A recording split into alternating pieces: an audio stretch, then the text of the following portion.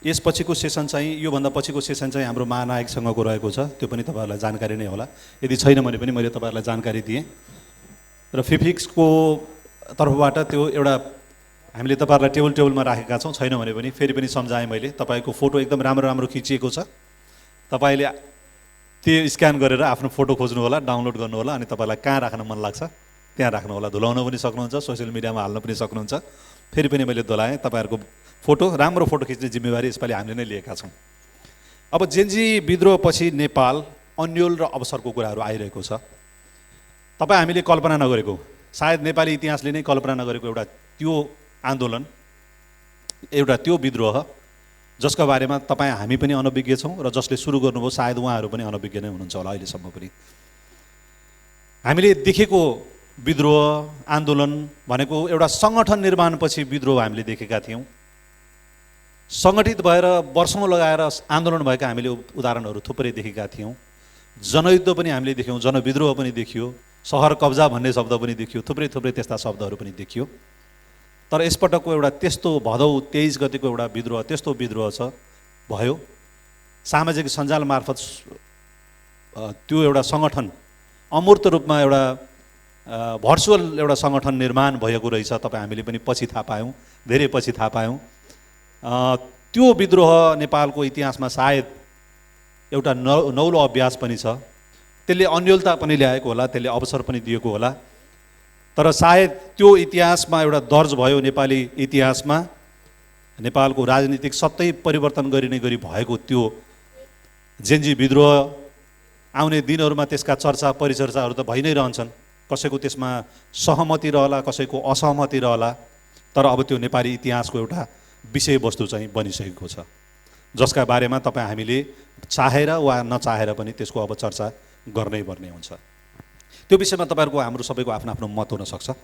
अब हामीले चाहिँ यो कहाँनिर पुगिरहेको छ, यो 2 महिना अगाडिको भनौँ न, लगभग 2 महिना 3 साढे 2 महिना अगाडिको त्यो विद्रोहले अब हामीलाई कतातिर लगिरहेको छ, त्यो हाम्रा लागि अन्यल हो कि अवसर हो कि त्यसले हामीलाई नयाँ बाटो दिन्छ कि दिँदैन कि के हुनसक्छ त, त्यो विषयमा चर्चा गर्नका लागि हामीसँग आज विशेष अतिथिहरू हुनुहुन्छ। उहाँहरूको म नाम लिँदै जान्छु र कृपया उहाँहरूलाई स्टेजमा आइदिनको लागि म आग्रह गर्न चाहन्छु। राम गुरुङ समाजशास्त्री हुनुहुन्छ, उहाँलाई म स्टेजमा आइदिनको लागि आग्रह गर्न चाहन्छु। त्यसै गरी जेन्जी यो मुभमेन्ट भनौँ, यो आन्दोलन भनौँ, यो विद्रोहको एउटा नाम चर्चित नाम, जसले एउटा आफ्नो के हो त जेन्जी मुभमेन्ट, जेन्जीले अब गर्न चाहेको चिज के हो, त्यो कार्यपत्र पनि सायद उहाँले प्रस्तुत गरिसक्नु भएको छ। हामीले मिडियामा पनि देखिरहेको एउटा परिचित अनुहार, परिचित नाम रक्षा बम, उहाँलाई पनि म स्टेजमा आइदिन आग्रह गर्न चाहन्छु। सुदीप घिमिरे हुनुहुन्छ, अध्यक्ष युवा उद्यमी मञ्च, उहाँलाई पनि म स्टेजमा आइदिनको लागि आग्रह गर्न चाहन्छु। त्यसै गरी हामीसँग मिस नेपाल वर्ल्ड 2025 को लुना लुइटेल हुनुहुन्छ, उहाँलाई पनि म स्टेजमा आइदिन आग्रह गर्न चाहन्छु। र यसको मोडरेटर हुनुहुन्छ नेपालगञ्जवासीले एकदमै चिरपरिचित अनुहार, हाम्रो अनन्य मित्र, 12 वर्षदेखि त नेपालगञ्जको स्थानीयवासी भन्दा पनि हुन्छ उहाँलाई, उहाँको त अब दोस्रो घर नै भइसकेको छ। उहाँ पर्वतदेखि हुनुहुन्छ मैले जानकारी पाएसम्म। डाक्टर बद्री छापागाई, उहाँलाई म यो सेसन मोडरेट गर्नको लागि आग्रह गर्न चाहन्छु।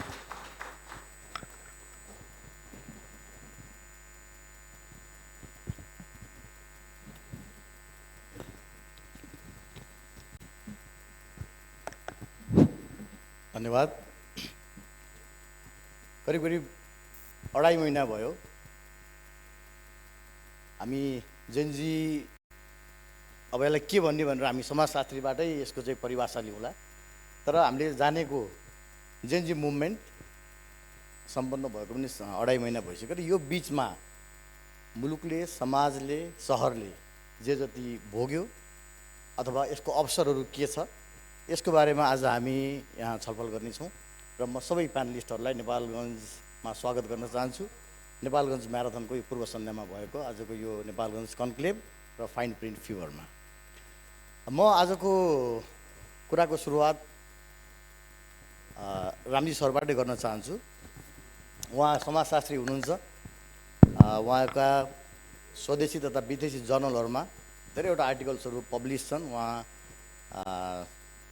पोलिटिकल सोसियोलोजीमा उहाँको चाहिँ विज्ञता रहेको छ र सायद अहिलेको यो हाम्रो समाजको बारेमा धारणा दिनको लागि उहाँ सबैभन्दा सशक्त व्यक्ति हुन सक्नुहुन्छ। म सरसँग पहिला फर्स्ट क्वेसन के गर्न चाहेँ भने भदौ 23 र 24मा जुन कुराहरू भयो त्यसलाई के भन्न चाहनुहुन्छ? यो एउटा हुन त हामीलाई आयोजकले विद्रोह नै भनेर हामीलाई चाहिँ शीर्षक दिनुभएको छ। यो विद्रोह नै हो अथवा आन्दोलन हो, क्रान्ति हो अथवा सत्ता परिवर्तन हो?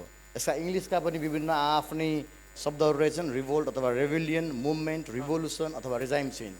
सो यसको व्याख्यासहित के भएको हो त्यो अलिकति प्रकाश पारिदिनुहोस् त प्लिज। सर्वप्रथम त हामीलाई सुन्न भनेर तपाईँहरू बसिदिनु भएको छ, धन्यवाद तपाईँहरू सबैलाई अनि आयोजकलाई धन्यवाद। अब यो जे नहुनुपर्ने थियो भयो, तर भयो दुःख मनाउनु गर्ने भन्दा भदौको 23 र 24 गतिको आन्दोलन चाहिँ हामीलाई धेरै अर्थमा खुसी दिने एउटा इतिहासको घुम्ती हो भनेर भन्छु मैले चाहिँ। अब यसको परिभाषा कोर्न अझै समय लाग्ला। अहिले बेला अझै धेरै विद्वानहरूले काम गरिराख्नु भएको छ। म स्वयं यसमा रिसर्च नै गरिरहेको छु, खोजिरहेको छु के भन्दा उपयुक्त हुन्छ होला भनेर। अब समग्र त यो विरोधबाट सुरु भएको आन्दोलन, विरोधबाट सुरु भएको यो आन्दोलन नै चाहिँ त थिएन भन्ने होला। विरोधबाट सुरु भएको अब घटनावश मान्छेको आक्रोश, आम मान्छेको तपाईँ म जस्तै मान्छेहरूको आक्रोश सङ्गठित हुँदै जाँदा यो विद्रोहमा परिणत भएको हो र त्यसले सत्तालाई भन्दा पनि सरकार परिवर्तन गरेर अहिले यो हामी यहाँसम्म आइपुगेका छौँ।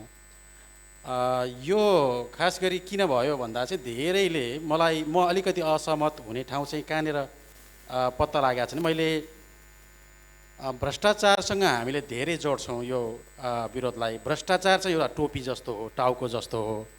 भ्रष्टाचार हुने कारणको बारेमा हामीले कहिले पनि चर्चा गरेका छैनौँ है। अस्ति मैले यहाँ नाम लिएँ, डाक्टर स्वर्णिमले मलाई बोलाउनु भयो, तपाईँको अब्जर्भेसन के छ भनेर। मैले भने यो जेन्जी आन्दोलन ऐतिहासिक विरोध हो, सम्भवतः यस्तो घटना अब दोहोरिनलाई समय लाग्छ होला भने।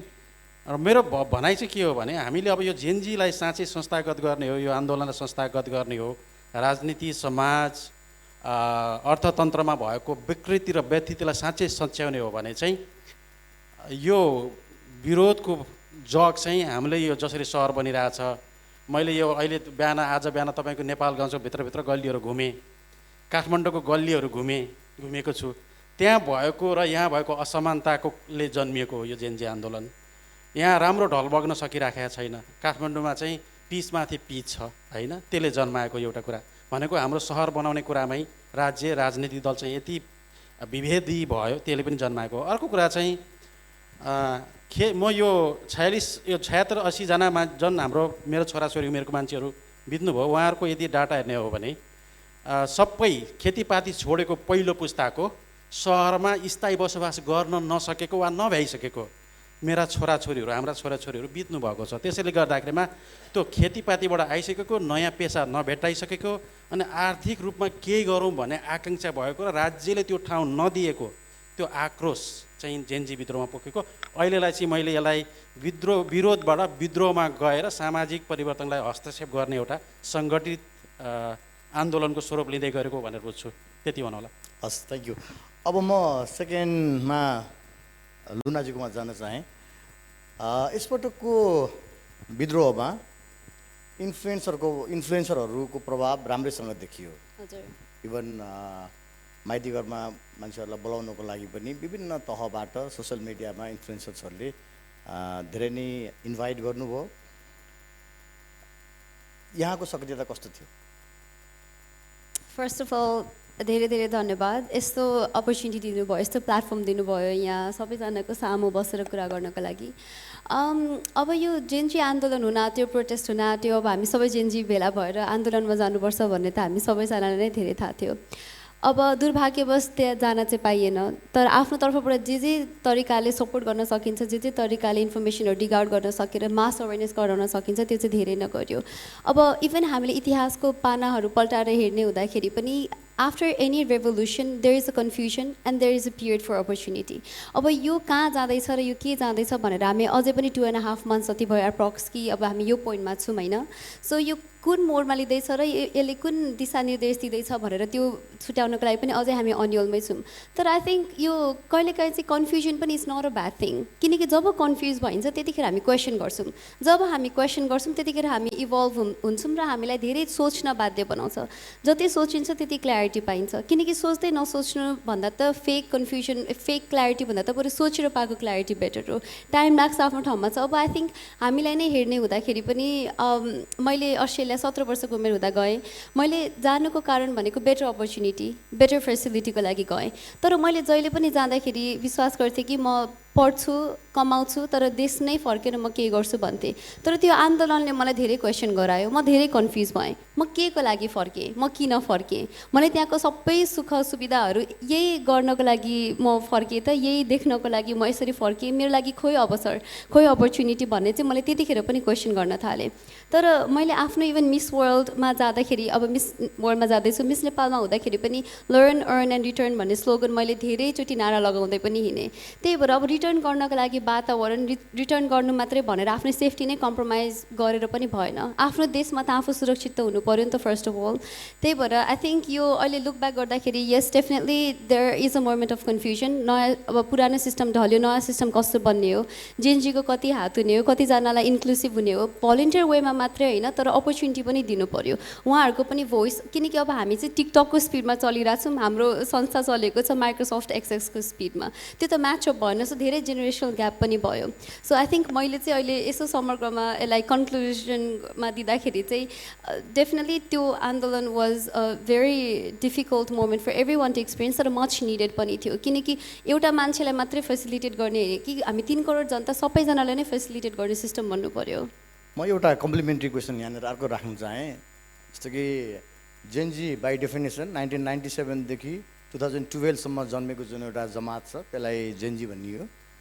र हजुर पनि आफै त्यो एज ग्रुपको भएको हिसाबमा जेनजीको अहिलेको माग अथवा यो आन्दोलन हुनुभन्दा पहिला जेनजी के सोच्छन्, के चाहन्छन्, समाजबाट देशबाट जेनजीहरू के चाहन्छन्? आई थिङ्क अब म सबैजनालाई समग्र जेनरलाइज गरेर त भन्न सक्दिनँ, तर म आफ्नो तर्फबाट जसरी भन्न सक्छु त्यो भन्दा चाहिँ मैले कुनै आन्दोलनरत समूह अथवा अहिलेको नेतृत्व भनिनँ कि ओभरअल यो कोहर्ट जुन छ यसको अपेक्षा के हुन्छ? आई थिङ्क यो भनेको चाहिँ इक्वल एक्सेस अफ एभ्रिथिङ। सबैजनालाई अब एकदम धनीको छोराछोरीलाई मात्रै अथवा उहाँको छोराछोरीलाई मात्रै पोलिटिकलमा एफिलिएटेड हुनुभएकोलाई मात्रै भन्दा पनि every one regardless of your age, your gender, your caste, सबैलाई इक्वल एक्सेस अफ अपर्च्युनिटी। किनकि तपाईँले base level ground level of एजुकेसनदेखि नै सिस्टम चेन्ज भएन भने कुनै पनि अगाडि बढ्न सकिने त्यो पोइन्ट नै देखिँदैन। हाम्रो नेपालमा चेन्ज गर्नुपर्ने एजुकेसन पनि हो, सिस्टम पनि हो। सो एजुकेसन सिस्टम दुइटै नै चेन्ज हुनुपर्ने हो। यो अपर्च्युनिटी चाहिँ इक्वल सबैलाई चाहिने हो। अर्को भनेको ट्रान्सपेरेन्सी। तपाईँहरू के गर्नुहुन्छ क्लोज डोरमा, त्यो ट्रान्सपेरेन्सी चाहिँ एकदमै जरुरी छ। इभन अस्ट्रेलियामा हामी पार्लियामेन्टमा जब त्यहाँभित्र संसद भवनमा मान्छेहरू इभन प्रेसिडेन्ट एन्ड प्राइम मिनिस्टरहरूको कन्भर्सेसन हुँदा पनि हामी इन पर्सन गएर हेर्न मिल्छ। इभन प्राइम मिनिस्टर प्रेसिडेन्ट कसैले पनि सेक्युरिटी चाहिँदैन। हामी आफ्नै देशमा सुरक्षित छैनौँ भने, हामीलाई कसैले गोली हानेर मार्छ भने बरु मर्न तयार छौँ भन्ने सोच छ हाम्रो प्राइम मिनिस्टर र प्रेसिडेन्टको अस्ट्रेलियामा। अब यहाँनिर चाहिन्छ security after security, cars after cars. त्यही भएर आफ्नो देशमा आफै सुरक्षित हुन सकिने काम चाहिँ गर्नु पर्यो जस्तो लाग्छ मलाई। सो बटम लाइन चाहिँ मैले 1 or 2 थिङमा पोइन्ट आउट गर्दैछु। Transparency, fair share to every individual rather than एउटालाई मात्रै फेसिलिटेट गर्ने भन्दा पनि। र यो करप्सन, यो say no to corruption, this is not my government भनेर जसरी ह्यासट्यागहरू चलिरहन्थ्यो यो हाम्रो आन्दोलनको दौरानमा होइन। सो यो हुँदाखेरि चाहिँ at the end of the day if कसैलाई नै एभ्रिथिङ टुगेदरै एक्सेसिबल छैन भने, मैले I was fortunate enough to go to a very good school, तर त्यही मेरो अर्को घरको बच्चाले चाहिँ सी वाजन्ट, जब मलाई पाठशाला हाल्यो भने अर्को स्कुलको बच्चालाई चाहिँ उसलाई रातनराज्य हालिन्थ्यो। सरकारी एजुकेसन त झन् यस्तो बेटर हुनुपर्ने, यस्तो बेस्ट हुनुपर्ने, तर अनफोर्चुनेटली त्यही नै सबै क्वेसन गरिन्छ। सो अब धेरै मैले समय लिनँ, तर बटम लाइन चाहिँ I think transparency is very important. हामीले चाहेको चाहिँ ट्रान्सपेरेन्सी, नो करप्सन र सबैलाई एक्सेस टु एभ्रिथिङ इक्वालिटी चाहिँ हुनु पऱ्यो। ओके, अब म रक्षाजीकोमा जान चाहन्छु। रक्षाजी, तपाईँ कुन जेनजी? किनकि हिजो मात्र हामीले सबैले मिडियामा आएअनुसार 23वटा जेनजीहरूको एउटा चाहिँ कोलाबोरेसनले पिएमको रेजिग्नेसन मागेको एउटा चाहिँ न्युज सुन्यौँ। सो तपाईँ त्यो 23वटा ग्रुपभित्रको कुनै एउटा ग्रुपमा पर्नुहुन्छ अथवा यु डिक्लेयर योरसेल्फ डिफ्रेन्ट, अथवा समग्र जेनजी आन्दोलनकै बारेमा कुरा गर्दाखेरि सोसियल मिडियामा एउटा एनालोजी आइरहेको छ, काली झान्नको लागि बम पड्काएको अथवा बन्दुक हानेको बाघ मऱ्यो, अब चाहिँ जो मान्छेहरूले यो जेन्जी मुभमेन्टलाई चाहिँ लिड गर्नुभयो उहाँहरूलाई त्यो बाघ न समातेर घर लानु न छोडेर हिँड्नु भने जस्तो भएको छ। सो तपाईँ के भन्नुहुन्छ यसको बारेमा? सर्वप्रथम त धन्यवाद तपाईँलाई, यस्तो राम्रो प्रश्न गर्नुभयो सुरुमै। कुन जेन्जी के जेन्जी भन्ने विषयमा एकछिन पछितिर जाम्ला। म यो आन्दोलन कसरी सुरु भयो, यो के हो भन्ने विषयमा सरले पनि भन्नुभयो, हाम्रो पनि कुराहरू अथवा हामी सिक्दैछौँ उहाँहरूबाट छलफल गर्ने क्रममा चाहिँ जेन्जीको नेतृत्वमा भएको सामाजिक विद्रोह भन्न मिल्ला कि यसलाई, होइन? किनभने दोस्रो दिन त जेन्जी मात्र थिएनन्, दोस्रो दिन देशैभरि आन्दोलन भएको थियो। दोस्रो दिन काठमाडौँ लगायत अन्य ठाउँहरूमा समाजका हरेक स्टेक होल्डरहरू आउनुभएको थियो, स्थानीयहरू आएका थिए, शहीदका परिवारहरू आएका थिए, सबैजना सडकमा ओर्लेका थिए। त्यसैले जेन्जीको नेतृत्वको सामाजिक विद्रोह भन्न मिल्ला भन्ने चाहिँ हाम्रो विश्लेषण छ यो विषयमा। अब के कति भन्न मिल्छ, त्यसैले छोटकरीमा हामीले यसलाई जेन्जी विद्रोह भन्छौँ। र जेन्जी विद्रोह चाहिँ कुन दिनलाई भन्ने पनि छ। पहिलो दिन हामी सामान्य माग लिएर, एउटा सामान्य प्रश्न लिएर, हामीले तिरेको करको पैसा कहाँ छ, यो सामान्य प्रश्न लिएर हामी माइती घरमा गएका थियौँ, शान्तिपूर्ण प्रदर्शन गर्न गएका थियौँ। तर शान्तिपूर्ण प्रदर्शन त्यहाँ स्थिति एकदमै तनावग्रस्त स्थिति सिर्जना भयो। एकै दिनमा हाम्रो 19 देखि 22 जना साथीहरू शहीद हुनुभयो। त्यसपछि स्थिति आउट अफ कन्ट्रोल भएको हो। त्यसपछि त्यो आन्दोलन विद्रोहमा परिवर्तन भएको हो। यसलाई यसरी बुझ्दा सहज हुन्छ होला। र अब कुन जेन्जी के जेन्जी भन्ने विषयमा चाहिँ यहीँ पनि म पनि फरक आइडियोलोजी बोकेको जेन्जी होला, उहाँ पनि फरक विचारमा त हामी वैचारिक मतभेद त यहाँ उपस्थित हरेक व्यक्तिको आफ्नो विचार छ। एउटा सिङ्गो पुस्ता एक सर सोच्न सक्दैन। एउटा सिङ्गो पुस्ताले एक सर सोच्न सक्थ्यो भने हामीभन्दा अघिल्लो पुस्ता एउटै पार्टीमा हुनु पर्थ्यो। किन अलग अलग दलमा हुनुहुन्छ तपाईँहरू, होइन? त्यही भएर हामी जेन्जीहरू एक हौ भन्ने विषयमा आन्दोलनको हकमा हामी एक छौँ। हाम्रो बटम लाइन एउटै छ। हामीले चाहेको धेरै केही पनि होइन। उहाँले भने जस्तै पारदर्शिता खोजिरहेका छौँ, जवाबदेहिता खोजिरहेका छौँ, होइन? र यी विषयहरू हाम्रो बटम लाइन हो र यो विषयमा हामी सबैजना एक छौँ। तर यहाँ पोलिटिकली आउँदै गर्दाखेरि पोलिटिकल एजेन्डाहरू फरक हुन्छन्, मान्छेका वैचारिक मतभेदहरू हुन्छन्। त्यसैले यी मतभेदहरू देखिएका हुन् र जेन्जी टुटेफुटेको जस्तो देखिएको हो। त्यसले सिङ्गो पुस्तालाई एकै ठाउँमा उभ्यौ भनेर तपाईँहरूले पनि हामीलाई नभन्नुहोस्। यसमा तपाईँले अलिकति हामीलाई करुणाको भाव राखिदिनुहोस्, समानुभूतिको भाव राखिदिनुहोस् भन्छु म। र अर्को कुरा, अब विद्रोह भन्ने यसलाई के भन्ने विषयमा पनि मैले स्पष्ट पारिसकेँ। आन्दोलन कसरी सुरु भएको थियो, के भएको थियो भन्ने विषयमा पनि स्पष्ट पारिसकेँ। सायद यही नै हो। र त्यो 23 जनाको टोलीमा चाहिँ म थिएन। म को जेन्जी भनेर भन्दै गर्दाखेरि म चाहिँ संविधान चाहने, लोकतन्त्र चाहने जेन्जी हो। म लोकतन्त्रलाई बेटर बनाएर लानुपर्छ भनेर अगाडि लिएर जाने जेन्जी हो। त्यसैले म त्यो 23वटा ग्रुपकोमा पर्दिनँ। Thank you. अब सेकेन्ड क्वेसन के आउँछ भन्दाखेरि अहिले हामी यो 2.5 महिनाको बिचमा केही पनि कुरा गर्न खोज्यो भने जेन्जी प्रतिनिधिले मानेनन् अथवा फलानु एपोइन्टमेन्टमा चाहिँ जेन्जीहरूको चाहिँ विरोध रह्यो, होइन? सो लाइक यसको लेजिटिमेसी के हो, होइन? कुनै मान्छेलाई एपोइन्ट गर्न सरकारले खोज्यो भने कोसँग गएर पूर्व स्वीकृति लिनुपर्ने हो? यसमा अलिकति कन्फ्लिक्ट अथवा यसले गर्दाखेरि कता कता सरकारको चाहिँ कार्य सञ्चालन नै असहज हुन पुगेको जस्तो तपाईँहरूको पनि फिलिङ छ कि छैन? होइन, यसरी बुझ्न सकिन्छ यो विषयलाई। जेन्जी भनेको हामी अर्को ग्रहबाट आएका पुस्ता होइनौँ कि। हामी यही समाजका मान्छेहरू, हाम्रा अग्रजहरूलाई देखेर हुर्किएका पुस्ता हौँ। यहाँहरूले हामीले जे सिकाउनु भयो हामीले त्यही सिकेका हौँ। हामीले कस्तो राजनीति संस्कार सिकिरहेका छौँ त यहाँहरूबाट? यहाँहरूले हामीलाई के सिकाइराख्नु भएको छ? हामी त्यही सिकिरहेका हौँ। हामी के फरक हुन्छौँ त अरूभन्दा? फरक हुँदैनौँ नि। त्यही भएर यो जुन अब यो लेजिटिमेसीको कुरा गर्दाखेरि के हो भनेर भन्दै गर्दाखेरि चाहिँ व्यक्तिगत रूपले हेर्नुपर्छ होला, व्यक्तिको हिसाबले हेर्नुपर्छ होला, कसको स्कुलिङ के छ भनेर बुझ्नुपर्छ होला। एउटा सिङ्गो विद्रोहलाई चाहिँ एउटा अब यसलाई के भन्ने, क्रान्ति भन्ने कि यसलाई चाहिँ यसको लिडरलाई मात्र हेरिकन यसको मूल्याङ्कन नगरिदिनुहोस्, है? किनभने विभिन्न लिडरहरू छन्। यो एउटा पुस्ताको सामूहिक चेतनाबाट भएको आन्दोलन हो। विभिन्न ग्रुपहरू छन्, राजावादी जेन्जीहरू पनि छन्। उहाँहरूलाई पनि त समेट्नु छ हामीलाई। उहाँहरूको पनि त आवाज छ होला केही। हामी राजशास्त्र चाहन्नौँ तर पनि राजावादी जेनजीहरू छन्। तपाईँ भन्नुहुन्छ उहाँहरूको आवाज किन सुन, तिमीहरू मिल भन्नुहुन्छ, तर म त डेमोक्रेसी चाहने जेनजी हो, कसरी मिल्ने? त्यो हो लेजिटिमेसीको कुरा आउँछ। म अब सुदीपजीमा आउन चाहेँ। सुदीपजी, एज अ एन्टरप्रेन्योर तपाईँले अहिलेको अवस्थामा यो मुभमेन्ट पछि तपाईँले महसुस गर्नुभएको अन्योलता के हो त? सर्वप्रथम त नमस्ते। अब महसुस अन्योलता मात्रै गरिएको छ, के भन्ने कुरै छैन। अब अगाडि कसरी बढ्ने, व्यवसाय कसरी अगाडि बढाउने, एक्सपेन्सन गर्ने कि नगर्ने, भइरहेको चाहिँ के भन्छ लगानीलाई कसरी संरक्षण गर्ने भन्ने अन्योलता बाहेक अहिले त केही पनि देखिएकै छैन। हरेक पाइलै पछि अन्योलता भन्दा केही पनि छैन। म फेरि सर्कोमै जान चाहेँ। जेनरली यो सोसियोलोजिकल्ली यस्तो खालको ट्रान्सफर्मेसन पछि समाजले कसरी फेरि गति समात्छ? यस्तो हो, यो हामीलाई अहिले मात्रै भयो जस्तो लाग्छ। हाम्रो मान्छेको इतिहास हेर्ने, हाम्रो प्रत्येक घरको इतिहास, परिवारको इतिहास यसरी नै अगाडि बढ्ने हो। बुवा बित्नुहुन्छ, छोराले टेक ओभर लिन्छ, त्यसपछि छोरीले टेक ओभर लिन्छ, कसैको घर जल्ला, त्यसपछि नयाँ घर बनाउँछ, घर बनाउने बेला दुःख हुन्छ। अब देश पनि अहिले भएको कुरा पनि एउटा घर परिवारमा भएको कुराहरूलाई यदि सम्झने हो भने छोटो समयलाई हेर्दाखेरिमा हो कि बर्बादै भयो कि जस्तो लाग्छ। तर मैले पटक पटक मैले यतिसम्म एनडिटिभीको इन्टरभ्यूमा पनि मैले के भने हामीलाई त्यो जुन केरीको झिल्का दिएको छ अब त्यसलाई पछ्याउने हो भनेको छु मैले, होइन?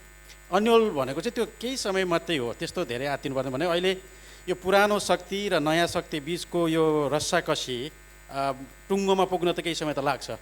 अब यसलाई नै अन्यल भनेर अल्झिने हामीलाई छुट छैन भन्छु मैले, एउटा कुरा चाहिँ। दोस्रो कुरा चाहिँ यदि म पनि सुदीपजीकै ठाउँमा भएको भए लगानी गरिराखेको छ, ब्याङ्कले चाहिँ पैसा मागिरहेको छ, होइन? बेच्नुपर्ने चिजहरू स्टक बसिरहेको छ, त्यो हिसाबले हेर्दाखेरि मैले पनि त्यो सोच्थेँ होला। मैले जति सजिलोले उहाँको कुरालाई सामान्यकरण गर्छु त्यति त होइन होला, अन्यल त छ। तर यो हुँदाहुँदै पनि तपाईँ जस्तो मान्छेहरू, युवाहरू यसरी आइराख्नु भएको छ, त्यो चाहिँ खुसीको कुरा हो। र तपाईँहरूकै यो पुस्ताले हरेक समयमा जेनजीहरू थिए, अब भोलि पनि हुनेछन्, अहिले पनि तपाईँहरू हुनुहुन्छ, मेरो छोराछोरीको उमेरको हुनुहुन्छ तपाईँहरूले अहिले जुन दिशा लिएर राज्यको व्यथितलाई जसरी च्यालेन्ज गर्नुभयो त्यो चाहिँ सम्भवतः हिजो पनि कसैले गरेनन् र भोलि पनि नगर्ला भन्ने लाग्छ। यसमा अन्यलको कुरालाई चाहिँ छोटो सम्झिनुपर्छ, त्यो सपना जस्तो गरेर। बाँकी त मैले त सम्भावनाहरू चाहिँ त्यो वस्तुगत भएर बोल्दा, होइन, त्यो गफलाई गफ दिने भन्दा पनि वस्तुगत भएर बोल्दा चाहिँ अहिले राजनीतिक रूपमा पनि ध्रुवीकरणको बृहत प्रयास भइराखेको छ, त्यो एउटा सुखद कुरा हो। दोस्रो कुरा चाहिँ म कुनै दलप्रति त्यो आग्रह पूर्वाग्रह राखेर बोलिराखेको छुइनँ। यदि हामीले दलीय भएको कार्यक्रमहरूलाई हेर्ने हो भने उमेरको आधारमा भने एउटा खास उमेर समूह मात्रै त्यहाँ गएर थुप्रिएको, त्यो कार्यक्रममा गएर थुप्रिएको देख्छ, त्यो पनि हामीलाई परिवर्तनको एउटा सङ्केत हो। रमाइलो कुरा, टाइम लाग्छ। अनि अर्को कुरा चाहिँ सबैभन्दा ठुलो कुरा चाहिँ महत्त्वपूर्ण कुरा चाहिँ के हो भने अहिलेको 50 वर्षभन्दा मैले त्यो हेरिरहेको छु, 50 वर्षभन्दा मुनिको उमेर समूहको मान्छेहरू चाहिँ होइन विगतमा केही गडबडी छ, यसको विकल्प जानुपर्छ भन्ने कुरामा लगभग टुङ्गो पुगेको छ। त्यो हिसाबले गर्दाखेरि सुदीपजीको अन्यलता लामो समय नजाला भन्ने लाग्छ मलाई। म फेरि सरलाई नै सोध्न चाहेँ, नेपाली समाज ज्याद्रो हो अथवा हामी 2007 साल, 46 साल, 52 सालको युद्धको सुरुवात, फेरि 62 साल हामी कुर्दा कुर्दै एउटा पुस्ता मरिसक्यो र 46 सालको आन्दोलन देखेको हामी पनि अधवैंश भइसक्यौँ भनेपछि नेपाली समाजको के त्यस्तो विशिष्ट एउटा चाहिँ क्यारेक्टरिस्टिक छ कि यो पेरिस पनि हुँदैन, बिलाएर पनि जाँदैन र प्रोग्रेस पनि गर्दैन? यो साङ्लो जस्तो हुन्छ नि, एकदमै ज्याद्रो जिरो टाइपको, होइन? स्ट्रगल चाहिँ गर्ने, खासै प्रोग्रेस नगरे पनि। यो नेपाली समाजको विशेषता के हुन्? एउटा कुरा चाहिँ प्रगति भएन भन्ने कुरामा तपाईँलाई एकदम नरम भएर मिठो ढङ्गले मैले असहमत जनाउँछु। किनभने म गाउँमा जन्मेको मान्छे हो। आजभन्दा 45 वर्ष अगाडि, 46 वर्ष अगाडि म विद्यालय जाँदा म कटुसको स्याउलामा पढ्ने मान्छे हो। तर म बाहिर पनि पढ्न जाँदाखेरिमा होइन बर्गर साइडमा राखेर पढेर आएको मान्छे पनि हो। अनि अहिले यहाँ हेर्नुहुन्छ भने ट्र्याक्टर चढ्दाखेरिमा मलाई डर लागेर म भागेको मान्छे हो र यही शरीर हो, होइन? जेटमा चाहिँ म लगभग वर्षको 5 चोटि 6 चोटि वर्ल्ड टुर गरेर आउँछु। अब यसलाई प्रगति भन्ने नभने त्यो भौतिक रूपमा चाहिँ। तर वैचारिक कुरामा चाहिँ हामी गरिब छौँ, हामी छिट्टै बहकिन्छौँ, है? अहिलेकै कुरालाई हेर्ने हो भने छिट्टै बहकिन्छौँ, किनभने हाम्रो त्यो ज्ञान हस्तान्तरण गर्ने जुन परिपाटी छ हाम्रो परिवारले गर्थ्यो, हाम्रो हजुरबाले गर्थ्यो, हजुरआमाले गर्थ्यो, बुवाले गर्थ्यो, छिमेकबाट हामीलाई ज्ञान हुन्थ्यो भनेको अहिले स्वाभाविक चाहिँ मलाई किन लाग्छ भने हामी खेती छोडेर, म पनि खेती छोडेर खेती गरेर अनि यो पेसामा नितान्त यो बुद्धि खेलाएर खाने पेसामा आएको म आफै हुँ भनेको मैले चाहिँ त्यो सङ्क्रमणको त्यो समय पार गरिसकेँ। त्यो हिसाबले गर्दा मलाई अब सामान्य लागिसक्यो। अहिले हाम्रो नेपाली समाजले चाहिँ समग्रमा बाउहरू बुवाहरू हजुरबा त अझै पनि खेतीमै छ, अनि अहिले जेन्जी पुस्ताको मान्छेहरू नयाँ पेसा खोज्न खोजिरहेको छ, नयाँ योग्यता हासिल गरिराख्नु भएको छ। त्यो हिसाबले गर्दाखेरिमा हाम्रो रेजिलियन्सी ज्याद्रोपना चाहिँ मलाई बेसिक प्रशंसा गर्न लाग्छ। हामी जसजसकै परिस्थितिलाई झेरेर जान सक्छौँ, तर प्रगतिको केसमा चाहिँ यो 2 वर्ष 4 वर्षलाई हेरेर 2 दिनलाई हेरेर भएन वा भयो भनेर उत्तेजित हुने वा निराशा हुने भन्दा पनि अब यसले दिने सम्भावनाहरू के हो भनेर त्यसलाई वस्तुगत भएर वैज्ञानिक ढङ्गले, समाज विज्ञानले मान्ने ढङ्गले, अर्थशास्त्रले मान्ने ढङ्गले हामीले 1 2 3 गरेर त्यो मञ्चमा भाषण गरे जस्तो चाहिँ हुँदैन, त्यसरी चाहिँ काम चल्दैन। तर 1 2 3 गरेर वस्तुगत भएर गर्न सक्यो भने मलाई लाग्छ हजुरले उठाउनु भएको कुराको त्यो ज्याद्रोपना प्रगति त्यहाँ चाहिँ प्रगति देखिन्छ भन्ने लाग्छ मलाई। म एकचोटि फेरि रक्षाजीकोमा आउन चाहेँ। तपाईँहरूले एउटा मुभमेन्टको लिड गर्दै गर्दाखेरि स्थापित नेतृत्वमा के त्यस्तो कमी देख्नुभयो अथवा के त्यस्तो अब यसरी चल्दैन भन्ने के रियलाइजेसन भयो, अथवा अब हामीले युवावर्गमा यसको चाहिँ राज्य सत्ताको बागडोर आयो भने हामीले यसरी चाहिँ नयाँ भिजन दिन सक्छौँ, हामी यसरी जानुपर्छ भन्ने बारेमा तपाईँहरूको भिजन के हो? खासमा अब यो आन्दोलन गर्ने यो 1 दिन 2 दिनको उहाँले भने जस्तो 1 दिन 2 दिनमा प्लानिङ भएर गरेको आन्दोलन होइन होइन, यो सबैजना स्वतस्फूर्त रूपमा आएको आन्दोलन हो। र यो वर्षौँदेखिको जुन हामीलाई जनतालाई यो नेताहरूले जो हुनुहुन्थ्यो, जो म्युजिकल चेयर खेल्दै हुनुहुन्थ्यो, उहाँहरूले हामीलाई वर्षौँदेखि मूर्ख बनाइराख्नुभयो। झुटा सपनाहरू यतिसम्म बाँड्नु हो कि अहिलेसम्म देशमा कतिवटा रेल आइसके, देश कतिचोटि स्विजरल्यान्ड बनिसक्यो होइन। अब यो सपनाहरू तपाईँहरूलाई पनि बाँड्नुभयो, त्यही सपना हामीलाई बाँड्नुभयो। म नजन्मिनुभन्दा अगाडि केपी शर्मा ओलीज्यू गृहमन्त्री हुनुहुन्थ्यो, अहिले म 26 वर्ष भइसकेँ, उहाँ प्रधानमन्त्री हुनुहुन्छ र त्यो ठाउँ छोड्दै चाहनुहुन्न होइन। यो भनेको चाहिँ के हो भने यो म्युजिकल चेयर धेरै भयो, वृद्ध तन्त्रमा दलहरू फसिसके, अब युवाहरूको आवाज सुन्नु पर्यो भन्ने कुराहरू बहस चलिरहेकै थियो। एकतर्फ के भइदियो भने नेपो किडवाला ट्रेन्ड सोसियल मिडियामा चल्यो। त्यो नेपो किडवाला ट्रेन्ड यसरी चल्यो कि त्यहाँ एउटा कस्तो देख्यो भने नेताहरूको छोराछोरीको जीवनशैली र आम नेपाली जनताको छोराछोरीको जीवनशैलीमा यस्तो ठुलो असमानताको खाडल देख्यौँ क्या हामीले होइन। हामी सँगसँगैको साथी, उसको बुवा चाहिँ नेता, उसको बाउ पुस्ताले चाहिँ जिन्दगीभरि अरू केही पनि गरेन, राजनीति मात्रै गर्यो, उसको हजुरबा पुस्ताले जिन्दगीभरि केही पनि गरेन, राजनीति मात्र गर्यो भने उसले यस्तो ल्याभिस लाइफ कसरी बाँचिरहेछ भन्ने प्रश्न हो नि त। यो भनेको त हामीले तिरेको करको पैसा त दुरुपयोग भइरहेको रहेछ। अनि ल ठिक छ, यो दुरुपयोग भयो, तर हामीले तिरेको करको बदलामा हामीले पाउने आधारभूत सेवा सुविधाहरू हामीले पाइरहेका छैनौँ, हामीले हाम्रो आधारभूत शिक्षा पाइरहेका छैनौँ। म सुदूरपश्चिमको हो होइन, मलाई अलिकति केही सानो बिरामी हुने बित्तिकै भेरी अस्पताल दौडिनुपर्छ। यहाँको मान्छेले भेरीले यो 3 प्रदेशको बिरामीहरू धान्न नसकेर काठमाडौँ जानु पर्ला, इन्डिया जानु पर्ला। किन हरेक प्रदेशमा एउटा भेरी छैन, दुईटा भेरी किन छैन, सुदूरपश्चिममा किन छैन भेरी अस्पताल? मैले यो नामै तोकेर किन भनिरहेको छु भने एउटा सेवा सुविधा सम्पन्न अस्पताल नदिन सक्ने, नबनाउन सक्ने र उल्टा आफ्नो लाइफ मात्र ल्याभिस बनाउने र झुटा सपना मात्रै बाँड्ने यो प्रवृत्ति गलत भयो। यो संस्कार, यो राजनीति संस्कार भएन है भनेर एटलिस्ट हाम्रो पुस्ता चाहिँ अब चुप बस्दैन। तपाईँहरू बस्नुभयो, तपाईँहरूले मौन आन्दोलन गर्नुभयो होला, मौन प्रश्नहरू सोध्नुभयो होला, तर हामी चाहिँ अब चुप लागेर बस्दैनौँ। यो दमन, यो शोषण चाहिँ हामी सहदैनौँ भनेर हामी सडकमा ओर्लेका हौँ। र हामीलाई सङ्गठित हुन सोसियल मिडियाले एकदमै ठुलो मद्दत पुऱ्याएको हो। तपाईँहरूलाई थाहा नै छ, रेडिट भन्ने एप हुँदै, टिकटक हुँदै, डिस्कर्ड भन्ने एपमा हामी जोडियौँ र त्यहाँ थुप्रै सङ्ख्यामा चाहिँ देशका विभिन्न ठाउँहरूबाट साथीहरू जोडिनु भयो र सबैजनाको एउटै थियो, करप्सन एन्ड भ्रष्टाचार सकिनुपर्छ देशबाट र सुशासन कायम हुनुपर्छ। र त्यो नेपो किडवाला ट्रेन्ड चल्दै गर्दाखेरि सरकारले सोसियल मिडिया ब्यान गरिदियो। अब हेर्नुहोस् हाम्रो पुस्ता चाहिँ यस्तो पुस्ता हो जो चाहिँ टेक्नोलोजी जन्मिँदै टेक्नोलोजीसँग चाहिँ कनेक्टेड भएको पुस्ता भनेर चिन्छौँ हामीले यो पुस्तालाई। र हामी टेक्नोलोजीसँग कनेक्टेड छौँ। हामी मिममा कुरा गर्छौँ कि हामी इमोजीमा कुरा गर्छौँ होइन। तर के भइदियो भने यो चम्किलो डिजिटल संसारको सतह मुनि चाहिँ एउटा बेचेनी थियो कि। किनभने हाम्रो पुस्ता चाहिँ तपाईँले इतिहासका आन्दोलनहरूको नाम लिनुभयो। हामी जन्मिँदै गर्दाखेरि सुरुमा अब यो सन् 1997तिर जन्मिएका जो जेन्जीहरू छन् उनीहरूले राजतन्त्रमा सास फेरे भनौँ देखे केही हदसम्म। त्यसपछि उनीहरूले सङ्घीय लोकतान्त्रिक गणतन्त्र देखे। त्यहाँभित्रका लुपहोलहरू पनि देखे। कोभिड-19 आयो, कोभिड-19मा जेन्जीहरू घरभित्रै थुनिए होइन। भनेको मतलब इतिहासका विभिन्न कालखण्डका आन्दोलनहरू देख्दै गर्दाखेरि परिवर्तनहरू देख्दै गर्दाखेरि हामीले परिवर्तन भएको मात्र देख्यौँ। त्यसले खास केही परिवर्तन चाहिँ गरेको रहन्छ नि त भन्ने हामीले महसुस भयो। र यो संविधान जुन बलिदान र त्याग पछि बनेको यो संविधान छ यसमा चाहिँ मान्छेहरूले छेडखानी गर्न थाले, यसलाई कमजोर बनाउन थाले। दलको दलदलले यसलाई कमजोर बनायो भनेर यो संविधानलाई बलियो बनाउनका निम्ति यो संविधानमा ठुला ठुला अक्षरमा लेखिएको जवाफदेहिता, सुशासन, पारदर्शिता र जनतामा निहित सार्वभौम सत्ता भन्ने विषयलाई जनताले फेरि आफ्नो हातमा लिएको हो। संविधानमा त क्लियरली जनतामा निहित सार्वभौम सत्ता भनेर लेखिएको छ।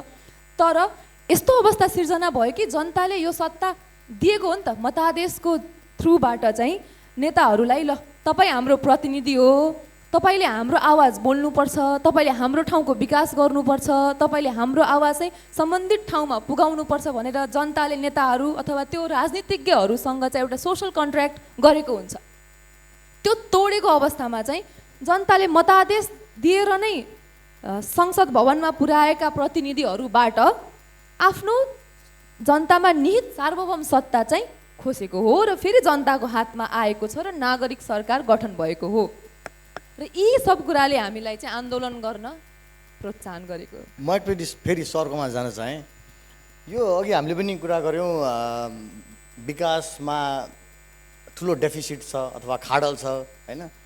हुन पनि कर्णालीले हामी सधैँ राज्यबाट उपेक्षित रह्यौँ भन्छ।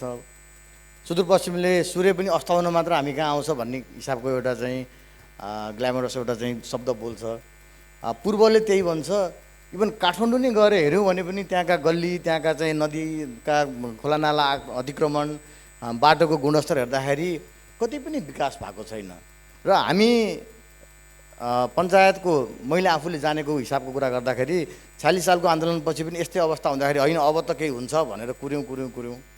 अनि यही कुरा नभएर 52 सालमा माओवादीले हतियार उठाउँदाखेरि पनि अरू त केही चाहिएको थिएन, यतिसम्म सेटल भइदिएपछि 63 सालपछि हामी अर्कै लय समाज छौँ भन्ने जस्तो लाग्थ्यो।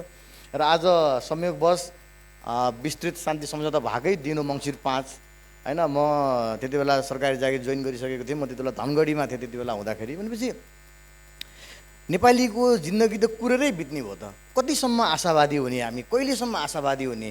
र मैले एउटा कुनै किताबमा सायद वाइ नेसन्स फेल भन्ने किताबमा पढाएको थिएँ होला, जबसम्म कुनै पनि राज्यले राष्ट्रले एकदम एक्सट्रिम एउटा च्यालेन्ज फेस गर्दैन, चाहे त्यो क्लाइमेटिक होस् अथवा इकोनोमिक होस् होइन। हामी अघि पनि कुरा गऱ्यौँ, यति ज्याद्रो छौँ कि इन्डियाले नाकाबन्दी लगाउँदाखेरि पनि हाम्रा गाडी पनि चले, बाइक पनि चले, हामी चाहिँ यथास्थितिमै चल्यौँ। भनेपछि कतै हामी जुन हिसाबमा एउटा प्रेसरमा जानुपर्ने हो त्यो हुन नसकेको भएर पो अझै नेपाली सोसाइटी ट्रान्सफर्म हुन नसकेको हो कि। सरले के भन्छु, विकासको असमानता अथवा इभन सरले पनि भन्नुभयो कि कसरी विकास भएन। म चाहिँ हिजो फाटेको जाँगे लागेर गुन्द्री लिएर चाहिँ स्कुलमा पढ्न जान्थेँ, अहिले त हामी चाहिँ कमसेकम बेचमा बसेर पढ्न सक्छौँ भन्नुहुन्छ। अथवा इभन नेताहरूले पनि मोबाइलको इक्जाम्पल दिनुहुन्छ। यो विकास त कसैले नगरे पनि समाज क्रमिक रूपमा इभल्भ हुँदै जाने एउटा चाहिँ स्वतः प्रक्रियाबाट पनि आएको कुराहरू हो नि त होइन। किनकि म धरान पढ्न 2000 जाँदाखेरि जुन महेन्द्र राजमार्गमा जत्रो बाटोमा जान्थ्यो अहिले पनि महेन्द्र राजमार्ग त्यत्रै छ। यो त कसैले विकास गरेको देखिएन त। भनेपछि यसको बारेमा सरको बुझाइ के छ? यो यस्तो, म धादिङमा जन्मे हुर्केको मान्छे। मलाई लाग्छ 2043 सालमा राजेन्द्र प्रसाद पाण्डे, मैले नाम लिइरहेको छु, सरी माइक अन। म धादिङमा जन्मेको मान्छे, त्यहीँ हुर्केको मान्छे। 2043 सालमा होला, मलाई ठ्याक्कै त्यो डेट गल्ती बोलेको भए मैले माफ चाहन्छु। त्यतिखेर राजेन्द्र पाण्डे चुनावमा उठ्नुभयो रे भन्ने सुन्थेँ मैले, हात्ती चिन्ह रे भन्ने सुन्थेँ। त्यसपछि म हुर्केँ, बढेँ होइन, अहिले पढेँ। म हरेक दिन आफूलाई अपडेट गर्दा पनि म कहीँ कमजोरी छु कि जानेको छैन कि डर लाग्छ। तर राजेन्द्र पाण्डेजी हो अहिले पनि म देशको लागि आवश्यक छ भनेर हिँड्नुहुन्छ, तर प्रगति रूपमा नबोल्ने शैलीमा परिवर्तन भएको देख्छु। एउटा परिवर्तन चाहिँ मैले देख्ने परिवर्तन चाहिँ के हो भने उहाँको एउटा घरपछि अर्को घर देख्छु, 5 वर्षपछि अर्को घर देख्छु। अनि पहिला चाहिँ 25,000 जाने कोट लाउनुहुन्थ्यो होला, अहिले 50,000 जाने कोट लगाएको देख्छु। क्वालिटी चिन्न सक्ने भएको छु म नि अलिअलि है। त्यो परिवर्तन भनेको राजनीतिक दलका नेताहरूले यहाँनिर चाहिँ त्यो हामीले माफी दिन नसक्ने सबै नेता होइन, ग्रासरुटमा मेहनत गरेर बस्ने जनताप्रति समर्पित नेताहरू पनि हुनुहुन्छ। उहाँहरूप्रति मैले अपमान गर्न खोजिनँ।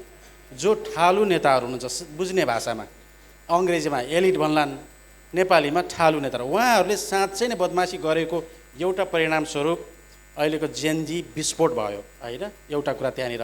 अर्को कुरा तपाईँनिर आएको परिवर्तन भएछ कि छैन भन्ने कुरा मैले साङ्केतिक रूपमा के भन्न खोजेको हो भने म यति भएर आएको छु, तर मैले जतिको सबै अवसर पाएको छैन क्या। त्यो त थोरै मान्छेहरूले हो, थोरै मान्छेले पाएको छ। यस्तो ठुलो डल्ला म 63 जिल्ला पुगेको छु। अहिले पनि एउटा सिटामोल खोज्नलाई 5 घन्टा हिँड्न पर्ने ठाउँ हाम्रै देशमा छ। त्यो किन भएन? त्यसको त्यो पीडाको आक्रोशको विस्फोटन हो अहिलेको। त्यो हिसाबमा चाहिँ मैले जेनजी आन्दोलनको एकदमै कट्टर समर्थक। तर यति हुँदाहुँदै पनि अघि रक्षाले भने जस्तो कतिपय कुराहरूमा मैले मलाई लाग्छ एनडीटीभी होइन अल जजिरामा इन्टरभ्यू गर्दै गर्दाको कुरा होला। त्यो गर्दै गर्दामा एउटा कुरा चाहिँ मैले यहाँ सच्याउनलाई पनि भनेको, तपाईँहरूले आशाको दियो बालिदिनु भएको छ, बाटो देखाइदिनु भएको छ। तपाईँहरूले सुधार्नुपर्ने कुरा भनेको चाहिँ लक्ष्य र उद्देश्य स्पष्ट हुनु पऱ्यो। अघि तपाईँले उहाँले सोधेको एन्सरमा अलिकति इन्टरफेयर गर्दा चाहिँ सरकार चलाउने कसले हो भन्ने कुरामा अलिक सचेत हुनुपर्छ होला। त्यसले प्रतिक्रान्तिलाई बल पुगेको छ। एमाले सही गर्दैछ, काङ्ग्रेसले सही गर्छ या गलत गर्दैछ, म त्यसको अहिले यहाँ मूल्याङ्कन गर्ने म कुनै व्यक्ति हो, आधिकारिक व्यक्ति होइन। त्यो अधिकार मलाई प्राप्त छ जस्तो लाग्दैन। तर अहिले सडकमा एमाले त्यो भोलिन्टियर एसोसिएसन गठन गर्दै गर्दा त्यो त सुखद कुरा हो कि होइन, तपाईँहरूले पनि विचार गर्नुपर्छ। दोस्रो कुरा त्यो। तेस्रो कुरा चाहिँ म घडी पनि हेर्दैछु म। तेस्रो कुरा चाहिँ के हो भने साँच्चै जसरी हामीले पैसा बगायौँ विकासको नाममा, त्यसरी विकास नभएको साँचो हो। त्यो साँचो हो। अहिले यो नगरपालिका पैसा दिने सवालमा, विकास निर्माण पैसा दिने सवालमा जसरी विभेद भएको छ, बलियो नेताले झोलामा बोरामा बोकेर जाने, कमजोर नेताले झोलीमा पनि नपाउने, त्यसको विस्फोट हो नि त जेनजी आन्दोलन। तर त्यसको मूल्याङ्कन गर्ने भने चाहिँ तपाईँ हामी जस्तो सचेत मान्छेहरू, यहाँ सबै हामी सचेत मान्छेहरू आइराखेका छौँ, सचेत मान्छेले गर्ने हो। त्यसरी हेर्ने हो भने विकासको तपाईँले भने जस्तो यति पनि भएको छैन। हामी यहाँ बसेर यो यति सानो घेरालाई हेरेर विकास भयो भन्न मिल्ने होइन। तर मेरो आफ्नो व्यक्तिगत जीवनलाई तुलना गर्दा चाहिँ केही भएको हो। तर त्यो मैले भने त्यो पाउने भाग्यमानी वा कर्मशील मान्छेहरू थोरै छ। मैले यति मात्रै भन्न खोजेँ। उद्यमीको रूपमा म फेरि सुदीपजीको आउन चाहेँ। देशमा युवा पलायन बढ्दो छ। मान्छेहरू एयरपोर्टको क्राउड हेऱ्यो भने साँच्चै कहाली लाग्दो छ। तर उद्यमीको रूपमा तपाईँले पनि फेस गरिरहेको प्रब्लम होला, ढङ्गको काम गर्ने कामदार नपाएर तपाईँहरू अर्को हिसाबमा पीडित हुनुहुन्छ होइन। सो यो युवाहरूलाई नेपालमै राख्नको लागि कुनै पनि कामहरू किन हुन सकेन जस्तो लाग्छ? तपाईँ एज अ उद्यमीको हिसाबमा कुरा गर्दाखेरि कहाँनिर चाहिँ त्यो च्यालेन्जहरू थियो जसले गर्दाखेरि युवाहरूमा असन्तुष्टि बढ्यो र यो एउटा चाहिँ विस्फोट हुन पुग्यो? आई थिङ्क यसको लागि एकचोटि हामीले यो जेनजी विद्रोहभन्दा अलिकति पछाडिको समय हेऱ्यो भने आई थिङ्क यसको आन्सर चाहिँ प्रपरली आउन सक्ला होइन। हामी पनि हाम्रो पुस्ता पनि अब जेनजी नै नभए पनि नेपालमै केही गर्नुपर्छ, नेपालमै उद्यम व्यवसाय गरौँ भन्ने सोच र मान्यता राखेर नेपालमा गर्न सुरु गरिया हो। अब नेपालको सबभन्दा ठुलो समस्या भनेको अघि नै हाम्रो रक्षाजीले पनि भन्नुभयो, जुन चाहिँ आन्दोलन भए, विद्रोह भए, भिजन चाहिँ आयो, तर भिजन इम्प्लिमेन्ट गर्ने खालको भिजन होइन कि चाहिँ अब जनतालाई मूर्ख बनाउने बेच्ने खालको भिजन मात्रै यहाँनिर आयो हाम्रो देशमा। त्यसले गर्दाखेरि चाहिँ हाम्रो अब आर्थिक चाहिँ के भन्छ उन्नति गर्नुपर्ने या जति पनि चाहिँ देशमा हुनुपर्ने विकास निर्माणका कामहरू छ त्यसमा स्लो डाउन मात्रै हुँदै गयो। जम्मा जम्मी भिजन बेचियो, त्यसलाई इम्प्लिमेन्टेसन गर्ने काम कसैले पनि गरेन। न चाहिँ के भन्छ व्यवस्था र सत्ता परिवर्तन गरेर चाहिँ भनौँ न अघि नै म्युजिकल चेयर खेल्नु भयो जस्तो पोलिटिसियनबाट त्यो काम भयो, न ब्युरोक्रेसीबाट त्यो काम भयो। हामीसँग पोलिसी बन्यो, गफ भयो, बहस पैरवी भयो, तर कहिले पनि इम्प्लिमेन्टेसन गर्ने चिजमा हामी यति रिजिड छौँ। यहाँ आज तपाईँले एउटा उद्यम चाहिँ या व्यवसाय दर्ता गर्न जानु पर्यो भने तपाईँलाई यति राउन्ड घुमाइन्छ। तपाईँलाई सुरुमा यहाँ कसैले आएर गर्नुपर्दाखेरि ऊ कोही जस्तै अब उहाँ विदेश पढेर आउनु भयो भन्नुभयो, विदेश पढेर आएर म यहाँ केही उद्यम गर्छु भनेर सुरु गर्ने हाम्रो साथीभाइलाई सुन्नुभयो भने त्यो 1 महिनामा फ्रस्ट्रेटेड हुन्छ। त्यो म कुन दिन चाहिँ के दुःख गर्नलाई के पाप गर्न चाहिँ यहाँ आइछु भन्छ।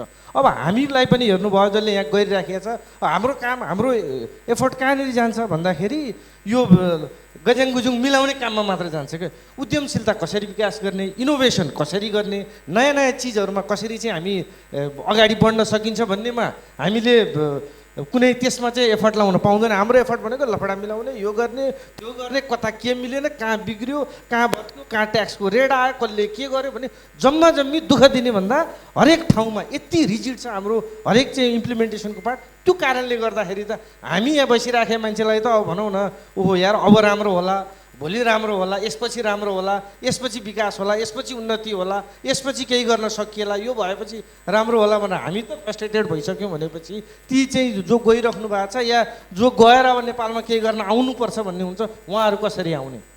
मेन भनेको हाम्रो चाहिँ के भन्छ इम्प्लिमेन्टिङ जुन बडी छ त्यो नै एकदमै चाहिँ के भन्छ हाम्रो इम्प्लिमेन्टेसनमा ठुलो चाहिँ प्रब्लम छ, ठुलो चाहिँ जोखिम भनौँ न। त्यसमा यति चाहिँ हामीलाई पीडा दिन्छ कि त्यो पीडा भन्यो भने उहाँ रुन मन लाग्छ। यहाँनिर चाहिँ कुरा गऱ्यो हाम्रो आफ्नो चाहिँ विडम्बना सुनायो भने। म लुनाजीकोमा जान चाहेँ। हामी सबैले सोसियल मिडिया युज गर्छौँ। सोसियल मिडिया एल्गोरिदम्सहरू अहिले भनिन्छ कि सोसियल मिडिया एल्गोरिदमले धेरै कुराहरू डिटरमाइन गर्छ भनेर भनिन्छ। सो कुनै पनि वस्तुको मार्केटिङदेखि लिएर जेनजी मुभमेन्ट जस्तो मुभमेन्टमै सोसियल मिडियाको एल्गोरिदम्सहरूले कसरी इन्टरप्ले गरिरहेको छ र तपाईँको अब्जर्भेसन कस्तो रहेको छ यसमा? Thank you so much. I think social मिडियाको अहिले हामीमा पेनिट्रेसन त एकदमै धेरै छ। अब हाम्रो इभन रक्षा दिदीले भने जस्तो इभन हाम्रो सानो हुँदादेखि नै टेक्नोलोजीसँग एकदमै ग्रुम भएर नै हुर्क्यौँ हामी। अनि अहिले 1 कान 2 कान मैदान हुँदाहुँदै टेक्नोलोजीले तपाईँले एउटा दुईटालाई मात्रै केटर गर्ने होइन कि मिलियन्सलाई केटर गर्न सक्छ। त्यही भएर कति धेरै थोक त इभन जेनजी आन्दोलनको बारेमा थाहा पाएको पनि मैले सोसियल मिडियाको थ्रु नै हो। अब सोसियल मिडिया नचलाएको थिएँ र त्यतिखेर त्यो थिएन भने यो आन्दोलन 8 अक्टोबरमा हुँदैछ भने त्यो मलाई आइडिया पनि हुँदैन थियो होला। तर यो ह्याभिङ सेड द्याट मैले अलिकति जोड्न चाहेँ पहिलाको कुरामा। मैले यो हामी नेपाललाई हेर्दाखेरि चाहिँ हामी आफ्नो घर छ भने आफ्नो घरलाई कति माया गर्छौँ। एउटा त्यो के अरे ब्रिक भाँच्यो भने पनि वल अलिकति टुक्रियो भने पनि हामी कति प्लास्टर गरेर कति राम्रो बनाउन खोज्छौँ। तर त्यही इफ टेनेन्ट्स र रेन्टमा भाडामा बस्ने मान्छे हुनुहुन्छ भने भत्क्यो भने ए भत्किरहन्छ चुइरहन्छ भन्ने भयो। हाम्रो देश हाँक्ने मान्छेहरू चाहिँ सबै टेनेन्ट्स हुनुभयो क्या, आफ्नो ओनर हुनु भएन, देशको ओनर हुनु भएन। त्यही भएर योले गर्दाखेरि हामीले सोसियल मिडियाको थ्रु जसरी मान्छेहरूलाई एकदम धेरै अवेरनेस र चेतना हामीले फैलाउन सक्यौँ यो टाइममा, यो देख्दाखेरि चाहिँ म आफै पनि यति धेरै पावर छ सोसियल मिडियाको भनेर क्वेसन गर्ने पोइन्टमा म पनि धेरैचोटि पुगेँ। मैले योभन्दा अगाडिको पालिमा नेपालमा कहिले पनि अब आन्दोलन भनेर फर्स्ट ह्यान्ड कहिले पनि एक्सपिरियन्स गरिनँ। मेरो आफ्नै लाइफको पहिलो एक्सपिरियन्स थियो यो जेनजी आन्दोलन। अल्दो म फिजिकली जान नपाउँदाखेरि पनि जब 3rd डेमा हामी क्लिनिङ गर्न गयौँ सबैतिर भत्केको थियो, धुवाँ बाहेक केही पनि थिएन। त्यो देख्दाखेरि कति दर्दनायक स्थिति थियो। यो सबै भन्दा यो एक्सप्रेसन अफ फ्रस्ट्रेसन यति फ्रस्ट्रेसनको पोइन्टमा पुग्दा जब हाम्रो ह्यासट्याग चल्यो, अब हुन्छ नि बोयकट नेपो बेबिज भनेर ह्यासट्यागहरू चल्यो, सोसियल मिडिया जब ब्यान भयो, जब उहाँहरूलाई बाहिर एक्सपोज हुन थाल्यो, त्यो गरिसकेपछि चाहिँ अब जसरी सोसियल मिडिया ब्यान भएर चाहिँ ल अब यो बाटो हामीले त हेर्ने बाटो र त्यो इभन इन्फर्मेसन ट्रान्सफर गर्ने बाटो नै कट अफ भइसकेपछि तब वाट्स नेक्स्ट भन्ने चाहिँ झन् धेरै त्यसले अब फ्युलमा अब आगोमा फ्युल फ्याले जस्तो भयो। सो आई थिङ्क यो यसलाई समग्रमा भन्दाखेरि चाहिँ सोसियल मिडियाको पावर त इट्स अ लट। किनकि हामीले डिस्कोर्डदेखि लिएर हामीले टिकटकदेखि लिएर इन्स्टादेखि लिएर फेसबुकमा लाइभ गएर हुन्छदेखि लिएर जसरी आफ्नो तर्फबाट सक्छौँ र जसरी यो भइरहेको छ यो डिस्प्यारिटी बिट्विन रिच एन्ड पोर तपाईँ यो हो र म यो हो, तपाईँ पावर भएको मान्छेले चाहिँ संसारमा जे पनि गर्न सक्ने, पावर नभएको मान्छेले चाहिँ केही पनि गर्न नसक्ने भनेर जसरी आफ्नै देशमा भेदभाव हुन पायो। आजको दिनसम्ममा I been fortunate to travel to few countries, तर हरेकचोटि पासपोर्ट दिएर मैले इमिग्रेसनमा जाँदाखेरि आफ्नो शिर जहिले निहुराउनुपर्छ। म मेरो व्हाइट फ्रेन्ड्सहरू सँग ट्राभल गर्दाखेरि उनीहरूको इमिग्रेसनमा 5 देखि 10 सेकेन्डमा इमिग्रेसन क्लियर हुन्छ भने मलाई किन 1 घन्टा लाग्छ? मेरो ब्याङ्क अकाउन्टमा पैसा होस् नहोस् सेकेन्डरी भयो। तर नेपालको पासपोर्ट हेरेर जसरी हामीलाई क्वेसन गरिन्छ कि वी आर ट्रिटेड विथ सस्पिसन, त्यो चाहिँ that's a very sad reality. त्यही भएर आई थिङ्क अहिले जुन हामीले यो सोसियल मिडियाको थ्रु मान्छेहरूलाई we are creating this awareness र यो lot of information pass down भइरहेको छ, I think that's just quite important. Thank you. यहाँ हाम्रो सहभागीबाट रक्षाज्यूको लागि भनेर एउटा प्रश्न आएको छ, त्यसमा स्लाइटली मोडरेट गरेर म आफै त्यो प्रश्न सोधिदिन चाहन्छु। जस्तो कि अहिलेको अवस्थामा हामी सबैले फिल गरेको यसको निकास भनेको चुनाव मात्र हुनसक्छ भन्ने कुरा छ र फागुन 21मा चुनाव घोषणा भएको अवस्था छ। तर जुन प्रकारको परिदृश्यहरू देखिरहेको छ त्यो धेरै आश्वस्त हुने अवस्था देखिँदैन र आशलाग्दो अनुहारको रूपमा रक्षाजी कुन पार्टी जोइन गर्नुहुन्छ अथवा आफ्नै पार्टी कुन खोल्नुहुन्छ भन्ने हिसाबमा हामी सबैको कौतूहलता थियो, तर अहिलेसम्म त्यस्तो कुनै डिक्लेरेसन सुनिएको छैन। किन विलम्ब? अथवा main stream party politics join गर्ने बारेमा तपाईँहरूको विचार के छ अथवा कहाँनिर कन्फ्युजन भइरहेको?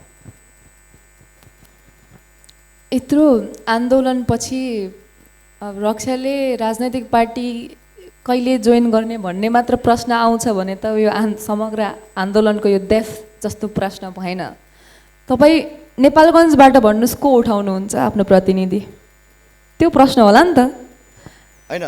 सबैले जस्तो कि अथवा तपाईँले त यो जेनजी आन्दोलनलाई लिड गरेको हिसाबमा पोलिटिकल पार्टी नै खोलेर अब यो अहिले मेन स्ट्रिम पार्टीहरूबाट हुँदैन, we come up with a new idea भनेर तपाईँले एउटा पार्टी नै खोलेर किन अगाडि बढ्न सक्नु भएन त? होइन, पार्टी खोल्नु कहाँ सजिलो छ त? पार्टी चलाउनु सजिलो छैन नि। यदि हामीले क्रान्ति यो विद्रोहकै भरमा हामी त्यसरी आयौँ जसरी पुराना पार्टीहरू आएका थिए होइन, त्यसरी आयौँ र त्यसरी नै उदायौँ भन्यौँ भने त यसरी नै पतन हुन्छ होइन। सुन्नु न, कम्प्लिट त गर्न दिनुहोस्। अनि मैले भन्न खोजिरहेको के हो भने हामी चाहिँ पोलिटिकल्ली अहिलेसम्म एक्टिभ नदेखिएको कारण चाहिँ किनभने सेम आइडियोलोजी भएका साथीहरूलाई एक ठाउँमा लिएर आउन गाह्रो छ, प्लस पार्टी चलाउन, राजनैतिक दल चलाउनु भन्ने कुरा गाह्रो हो र हामीलाई त सुरुदेखि सुरु गर्नु छ। फेरि जुन हामीले हाम्रो अग्रजबाट राजनैतिक संस्कार सिकेका थियौँ त्यो तरिकाले हामीलाई गर्नु छैन नि होइन, त्यो राजनैतिक संस्कार हामीलाई त्यो तरिकाले आउनु छैन, त्यही भएर समय लागिरहेको हो। र अर्को कुरा चाहिँ म आउने कि नआउने भन्ने विषयमा सम्भावना त हरेक कुराको हुन्छ, तर अहिले नै म आउँछु नै भनेर भन्दिनँ। पोलिटिकल पार्टी भन्दा आन्दोलनको स्टेक महत्त्वपूर्ण हो, त्यसैले आन्दोलनको म्यान्डेटमा अहिले काम भइरहेको छ। यो आन्दोलनलाई संस्थागत गर्नका निम्ति, यसलाई वैधानिकता दिनका निम्ति, यो आन्दोलनलाई सम्पूर्ण रूपमा यो एउटा राजनैतिक आन्दोलन हो भनेर राजपत्रमा सरकारद्वारा लेखाइसकेपछि मात्रै राजनैतिक यात्रा के गर्ने भन्ने कुराहरू त्यसपछि तय होलान्। सम्भावना हरेक कुराको हुन्छ, तर यकिन यही हो म आउँछु नै भनेर चाहिँ म भन्दिनँ। म आफूलाई एउटा नागरिक समाजको रूपमा पनि देख्छु र हाम्रो समाजमा नागरिक समाजको पनि ठुलो भ्याक्युम छ, एउटा खाडलै छ। नागरिक समाज सशक्त भइदिएको भए आज यो स्थिति पनि आउँदैन थियो होला। त्यसैले म आफूलाई एउटा नागरिक समाजको रूपमा पनि देख्छु। पोलिटिकली आउनको लागि त अझै मसँग 10-15 वर्ष छ नि होइन। तर एउटा कस्तो भने बसलाई, हिलोमा फसेको बसलाई जतिसुकै धकेले पनि ड्राइभर सिटमा बसेर त्यसलाई चाहिँ डिरेक्सन नदिएसम्म त त्यहाँबाट पार लाग्न सकिँदैन नि त। भनेपछि हामीले अहिलेसम्मको पार्टीहरूले हामीलाई धोका दिए, अहिलेसम्मको नेतृत्वले सिर्फ गफमै भुलायो भनेर भने पनि हामीले आगामी पुस्तालाई, अब त जेन अल्फाको कुरा आउन थालिसक्यो, जेन अल्फालाई जेनजीले के भनेर सिकाउने त? त्यसमा यसरी लिडरसिप डेभलप हुन्छ, लिडरसिप यसरी ग्रुम हुन्छ भनेर सिकाउनको लागि पनि यो जेनेरेसनबाट कोही मान्छेले त लिड लिइदिनु पऱ्यो नि त। होइन, पक्कै पनि यो आन्दोलनमा उदाएका अन्य अनुहारहरू, म लगायत अरू अनुहारहरू, यहाँ उपस्थित अन्य जेनजी साथीहरू पनि राजनीतिमा आउनुपर्छ, हुमिनुपर्छ भनेर मैले अपिल, आग्रह गरि नै रहेको छु। तर यो भन्दै गर्दाखेरि मानव हुनुको सीमितता पनि त छ नि होइन। म राजनीतिमा आएँ भने मेरो आय स्रोत के हो? म म त भर्खर पढिरहेको विद्यार्थी हो नि, जेनजीहरू पढिरहेका विद्यार्थीहरू हुन्, करियरको हिसाबमा आफ्नो करियरमा भर्खर भर्खर सुरुवात गर्दैछौँ। आय स्रोत के हुन्छ, कसले फन्ड गर्छ मलाई, मेरो पोलिटिकल क्याम्पेन कसले फन्ड गरिदिने, मेरो आधारभूत मलाई चाहिने फेसिलिटिजहरूको कसले फन्ड गरिदिने, यो सबै कुरा सोचेर म राजनीतिमा आउनु पर्ला र अथवा हाम्रो पुस्ता आउनु पर्ला। र हामीले अहिलेको अवस्थामा आफूलाई के प्रश्न गरिरहेका छौँ भने के हामीले भनेको जस्तो नयाँ नेपाल निर्माण गर्नका लागि राजनीतिमा आइरहेका छौँ भने त्यही लेभलको त्याग गर्नको लागि अथवा त्यही लेभलको सेक्रिफाइस गर्नको लागि चाहिँ हामी तयार छौँ कि छैनौँ भन्ने प्रश्न पनि आफूलाई गरिरहेका छौँ। त्यो लेभलको सेक्रिफाइस गर्न के जेनजी पुस्ता रेडी छ त? यदि त्यो पुरानो राजनैतिक संस्कार नअपनाइकन अगाडि बढ्ने हो, एकदमै स्वतः निस्वार्थ ढङ्गले अगाडि बढ्ने हो भने त्यो त्याग त चाहिन्छ। हेर्नुहोस्, यदि त्यो त्याग गर्न रेडी हुनुहुन्न भने नआउनुहोस्। जेनजी पुस्ता होस् चाहे त्यो मिलेनियल्स होस्, होइन, त्यो त्याग गर्नलाई रेडी हुनुपर्छ। र त्यो रह्यो कुरा ड्राइभरै भएर गाडीलाई हिलोबाट निकाल्ने भन्ने विषयमा चाहिँ हाम्रो समाजले हरेक परिवर्तनपछि नायक खोजिरह्यो र एउटा नेता खोजिरह्यो के। र समाज र देश भनेको नायक मुभीको त्यो अनिल कपुरको नायक मुभी जस्तो एक दिनको सिएम जस्तो हुँदैन। र एउटा नायकले एउटा व्यक्तिले देश परिवर्तन गर्ने होइन। एउटा नायक आज हामी लिस्टमा देख्छौँ कि यो मान्छे आयो भने त देश परिवर्तन हुन्छ भनेर सोध्छौँ, परिकल्पना गर्छौँ, त्यस्तो हुँदैन। यो देश हामी जस्तै, तपाईँ हामी जस्तै कमी कमजोरी सहित, इम्पर्फेक्सन सहित भएका जुन व्यक्तिहरू छौँ, हामीहरूको सानो सानो प्रयासले एउटा कलेक्टिभ इफोर्टले हुने हो। तपाईँ हामी सबैजनाको कलेक्टिभ इफोर्टले चाहिँ यो देश बन्ने हो। एउटा नायकले, एउटा रक्षा बमले अथवा एउटा कुनै व्यक्ति आएर त्यो ड्राइभ गरेर अगाडि बढ्ने होइन। त्यो गाडीलाई ड्राइभरले मात्र होइन, धक्का पनि दिनको लागि यो समाजको हरेक साझेदारहरूको आवश्यकता छ। त्यही भएर अबको निकास चाहिँ कलेक्टिभ लिडरसिप हो, इन्डिभिजुअल लिडरसिप होइन। अबको निकास समाजका हरेक साझेदारहरूले आफ्नो आफ्नो तर्फबाटको आफ्नो भागको जिम्मा चाहिँ सबैले लिनुपर्छ, हरेक साझेदारहरूले लिनुपर्छ भन्ने हो। हस्, म सरकोमा जान चाहेँ फेरि एकचोटि। रक्षाजीको कुरा सुन्दाखेरि तरानी मरानीको वर्ष कुवाको पानी भने जस्तो कसले चाहिँ अब लिड लिने त, कसले चाहिँ गएर साँच्चैकै त्यो हिलोमा गएर चाहिँ काम गर्ने त भन्ने कुराहरू देखियो। र सरसँग मैले अर्को एउटा कुरा के सोध्न चाहेँ भन्दाखेरि नेपालको राजनीतिक परिदृश्यहरू अथवा परिवर्तनको कुराहरू हेर्ने हो भने 2007 साल होस्, 46 साल होस्, 52 साल, यी सबै कुराहरूको आफ्नै विशिष्ट एउटा चाहिँ आइडेन्टिटी अथवा यसको मोडालिटी फरक फरक छ। माओवादीले 2052 सालमा बन्दुक उठाउँदाखेरि रोल्पा रुकुमका दुर्गम भागका मान्छेहरूलाई चाहिँ उहाँले सुरुमा मोटिभेट गर्नुभएको थियो भने त्यसपछि 62-63 पछि मधेसवादी दलहरूको उदय पनि संहिताको हिसाबमा छुट्टै हिसाबमा भएको थियो र रासोपाको उदय पनि त्यस्तै हिसाबमा सोसियल मिडियाको कारणले भएको थियो। अब हुने परिवर्तन अब केही वर्षमा होला, केही दशकमा होला, समाजशास्त्रीय विश्लेषकको हिसाबमा अब नेपालमा हुने परिवर्तन कहाँबाट सुरु हुन्छ, त्यसको नोडल पोइन्ट कहाँ हुन्छ? अब हामी समाजशास्त्रीहरू चाहिँ के भन्छौँ भने इतिहास चाहिँ त्यो टुक्रा टुक्रा टुक्रा भएर जाँदैन, सल्ल गइराखेको हुन्छ भन्छौँ। त्यो लिनियर भनेको लाइनमा नगए पनि कहिले पछाडि फर्किनु खोजे जस्तो गर्छ, कहिले अगाडि जान खोजे जस्तो गर्छ, त्यसरी गइरहेको हुन्छ भन्छौँ। बिहान रक्षासँग कुरा हुँदै थियो, के गर्ने होला भन्दै नेता नै बन्ने हो भने हो। मैले बिहान रक्षालाई भनिदिएको चाहिँ तपाईँबाट अपेक्षा गरेको छ, अपेक्षा गरेको मान्छेले भरोसा दिन सकेन भने फेरि त्यो राजनीति जसरी अगाडि बढ्न खोजिराखेको छ, जसरी तपाईँ जस्तै नआइदिएको भए आज हामी यहाँ जम्मा हुने मौका पनि पाउँथेनौँ। म त भाग्यमानी त्यो अर्थमा। त्यो भएर तपाईँले गर्ने त नेतृत्व नै गर्ने हो। दल खोल्न फेरि गाह्रो, बचाउन चलाउन बेसरी गाह्रो छ, पैसा चाहिन्छ, सादा सिम्पल भाषामा भन्दा त्यो पनि चुनौती छ। तर तपाईँलाई नेतृत्वबाट भाग्ने छुट छैन, मैले सबैलाई साक्षी राखेर भने। दोस्रो कुरा चाहिँ मैले आफ्नो अनुभव, यो जेनजी आन्दोलन पछाडि मैले पिएचडी गरेको थिएँ, के गर्थेँ होला भने मलाई कहिले काहीँ चुक चुक चुक अलिक छिटो गरेछु भन्ने लाग्छ है। यो यस्तो नयाँ ढङ्गले भइदियो, कुनै देखल नेता पनि छैन, तैपनि राज्यको सरकार फाल्न सक्षम भयो। हामी यो यो यो कहिले काहीँ त्यो सिद्धान्तको खोपडैभित्र बस्ने मान्छेहरू के सोच्छौँ भने त्यो भएपछि त्यो हुन्छ, त्यो भएपछि त्यो हुन्छ भनेर बस्ने मान्छेहरू हामी, त्यसरी बस्ने मान्छेहरू के गर्थ्यौँ होला भनेर कहिले काहीँ चुक चुक लाग्छ। तेस्रो कुरा चाहिँ अब यो यस्तै हुन्छ भनेर त्यो जादुगरले जस्तो मोडल दिन हामी सक्दैनौँ, तर केही आकलन चाहिँ गर्न सक्छौँ। आकलन गरिराखिएका पनि छन्, भइराखेका पनि छन्। आकलन चाहिँ के हो भने दुईटा कुराहरू। अब उमेरको आधारमा राजनीतिक ध्रुवीकरण तीव्र भइरहेको कारणले म केमा आशावादी छु भने अबको बाँकी ठुलो मत विकल्पको शक्तितिर गइसकेको छ भन्ने ठहरमा म पुगेको छु। त्यो कुन पार्टीमा जान्छ मलाई थाहा छैन, म भन्न सक्दिनँ। पहिलो कुरा त्यो भनेको राजनीतिक आधार बिना त केही पनि हामीले केही पनि परिकल्पना गर्न सक्दैनौँ। अर्को कुरा यो हुनुको कारण चाहिँ के हो भने राजनीतिक दलले राजनीति भने चाहिँ पार्टीको झन्डा मात्रै हो भनेर बुझाइदियो। मलाई लाग्छ यो घटना आउँछ भनेर मैले तपाईँ कान्तिपुरमा हेर्नु होला 2076 सालमै लेखेको छु मैले, असान्दर्भिक बन्दै राजनीतिक दल भनेर, होइन? त्यतिखेर लेखेको हो। अब कसले लिड लिएला मलाई थाहा छैन, म भन्न सक्दिनँ त्यो कुरा, म कुनै ज्योतिष होइन। तर म यति चाहिँ भन्न सक्छु, अहिलेको आन्दोलनले नयाँ शक्ति ध्रुवीकरण भइराखेको भएर अब यो साँच्चै आफ्नो भविष्य चाहने देशमा योग्यता, दक्षता, सिप, क्षमताको आधारमा आफूलाई बिकाउने, गरी खान सक्ने ठाउँ खोज्ने मान्छेहरू त्यतातिर लाग्छन्, ध्रुवीकृत हुन्छन् भन्ने छ। त्यसले दिने कुरा चाहिँ के हो भने यसले राजनीतिक सुधार छ भन्ने अपेक्षा हो। त्यो आवाज चाहिँ पुरानो दलहरूमा छिट्टपुट्ट केही त अब प्रचारबाजी भइराखेको छ।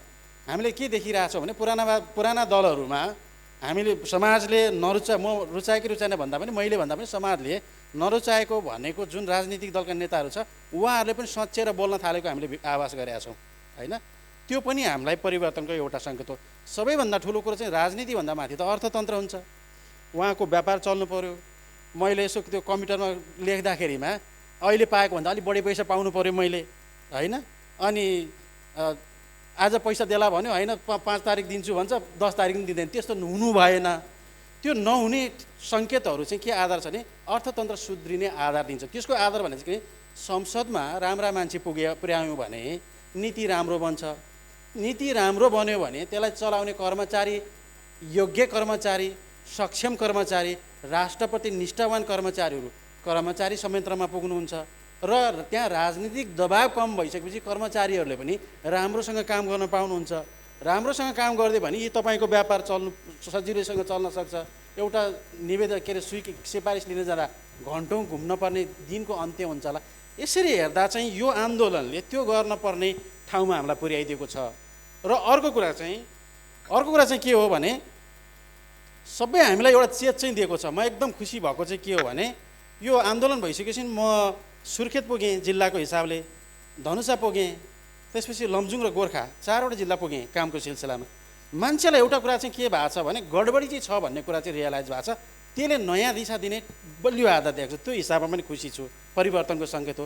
अझै महत्त्वपूर्ण कुरा चाहिँ के हो भने अब यही ढङ्गले हाम्रो अर्थतन्त्र चल्दैन भन्ने ठाउँमा सबैजना पुगेका छौँ। उद्योग धन्दा चल्दैन, केही चिज आउनुपर्छ।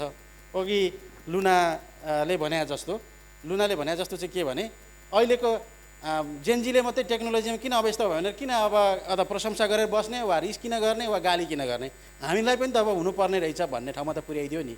यो हिसाबले गर्दा चाहिँ अब हामी सामाजिक परिवर्तनको दिशाले हेर्ने हो भने चाहिँ साँच्चै ऐतिहासिक मोडमा छौँ। अब यस्तै होला भनेर आकलन गर्न गाह्रो छ। हाम्रो दर्शकबाट 2 मिनट समय माग भएको छ। यहाँ एउटा समूह हुनुहुँदो रहेछ, छविलाल सार्की, प्रिया औजी, हिमाल रावत र भुवन तिरुवा। म उहाँहरूलाई छोटो मिठो प्रश्न सोध्नको लागि आग्रह गर्न चाहेँ। Mic please.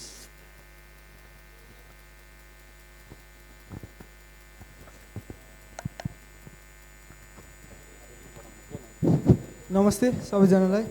म छविलाल सार्की, मेरो घर कालीकोट, कर्णाली प्रदेशमा पर्दछ। यो जेनजीको माग हुँदै गर्दा जेनजीकै सरकार छ भनौँ, अहिले त्यसमा पनि महिला प्रधानमन्त्री हुनुहुन्छ हाम्रो सरकारमा।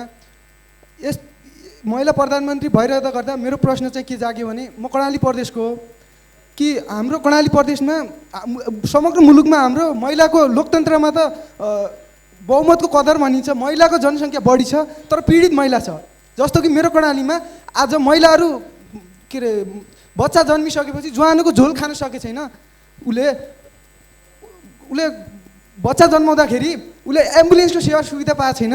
हामी अझ फेरि अर्को प्रश्न, हाम्रो समाजशास्त्री त्यतै हुनुहुन्छ, हाम्रो मिस नेपाल त्यतै हुनुहुन्छ, मलाई त्यो मिस नेपाल भन्दा अलि अन्यथा नजाओस्, मिस नेपाल त्यतै हुनुहुन्छ। मेरो प्रश्न चाहिँ के हो भने समाजशास्त्री पनि त्यतै, मिस नेपाल पनि त्यतै, उसले चाहिँ के अरे समाजशास्त्रीले चाहिँ हामीलाई, मेरो सामाजिक पढाउने शिक्षकले चाहिँ मलाई समाजशास्त्रीको के अरे सौन्दर्यशास्त्रको व्याख्या चाहिँ के गर्नुभएको थियो भने कोही पनि महिला सौन्दर्य हुँदैन, कोही पनि पुरुष कुरूप हुँदैन, सौन्दर्य त्यसको संस्कृतिले गर्ने हो, संस्कारले गर्ने हो भन्ने पढेको थिएँ। तर हाम्रो संस्कार संस्कृति त यो होला कि हाम्रो गुन्यु चोली त्यसमा सजिनु पर्ने होला, तर यस्तो संस्कृतिले हाम्रो समाजलाई कता लाँदैछ। र हाम्रो महिलाहरू उता कर्णालीको महिलाहरू चाहिँ ज्वानोको झोल खान समेत, एम्बुलेन्स समेतको सेवा सुविधा नपाउने, त्यसमा पनि यो देशमा महिलाको जनसङ्ख्या बढी हुने, यो चाहिँ अलि समाजशास्त्री हुनुहुन्छ, मैले उहाँ समेत पुर्याएको मात्र, अन्यथा नजाओस्। धन्यवाद समयको लागि।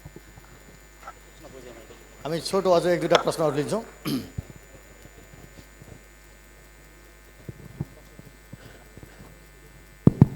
धन्यवाद मलाई यो प्रश्न गर्ने समय दिनुभयो। म बाँकी केही कुरा नबोली म सिधै आफ्नो प्रश्नमा जान्छु।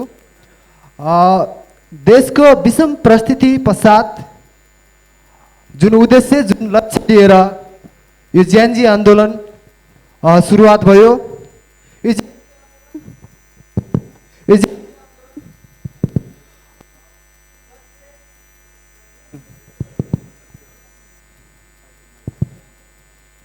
जेएनजी आन्दोलन जुन लक्ष्य उद्देश्य लिएर भएको थियो, मलाई लाग्छ यो जेएनजी आन्दोलन आफ्नो लक्ष्य र उद्देश्य पुरा गर्न सकेन। अहिलेको अवस्थामा यो जेएनजी आन्दोलन भन्नुपर्दा अन्यलमै छ। मेरो प्रश्न के हो भने अब यो जेएनजी आन्दोलनको नेतृत्व गर्ने नेतृत्वकर्ताहरूको अब यो आन्दोलन पश्चात यो जुन आन्दोलन अन्यलमा छ, अब यो जेएनजी आन्दोलनहरूको उद्देश्य के हो त, मार्गदर्शन के हो त? अब जेएनजी आन्दोलनकर्ताहरू, नेतृत्व गर्नेहरू अबको परिस्थितिमा कुन बाटो अपनाउनुहुन्छ र कुन मार्गदर्शन लिएर अगाडि बढ्नुहुन्छ? मेरो प्रश्न यो हो। धन्यवाद।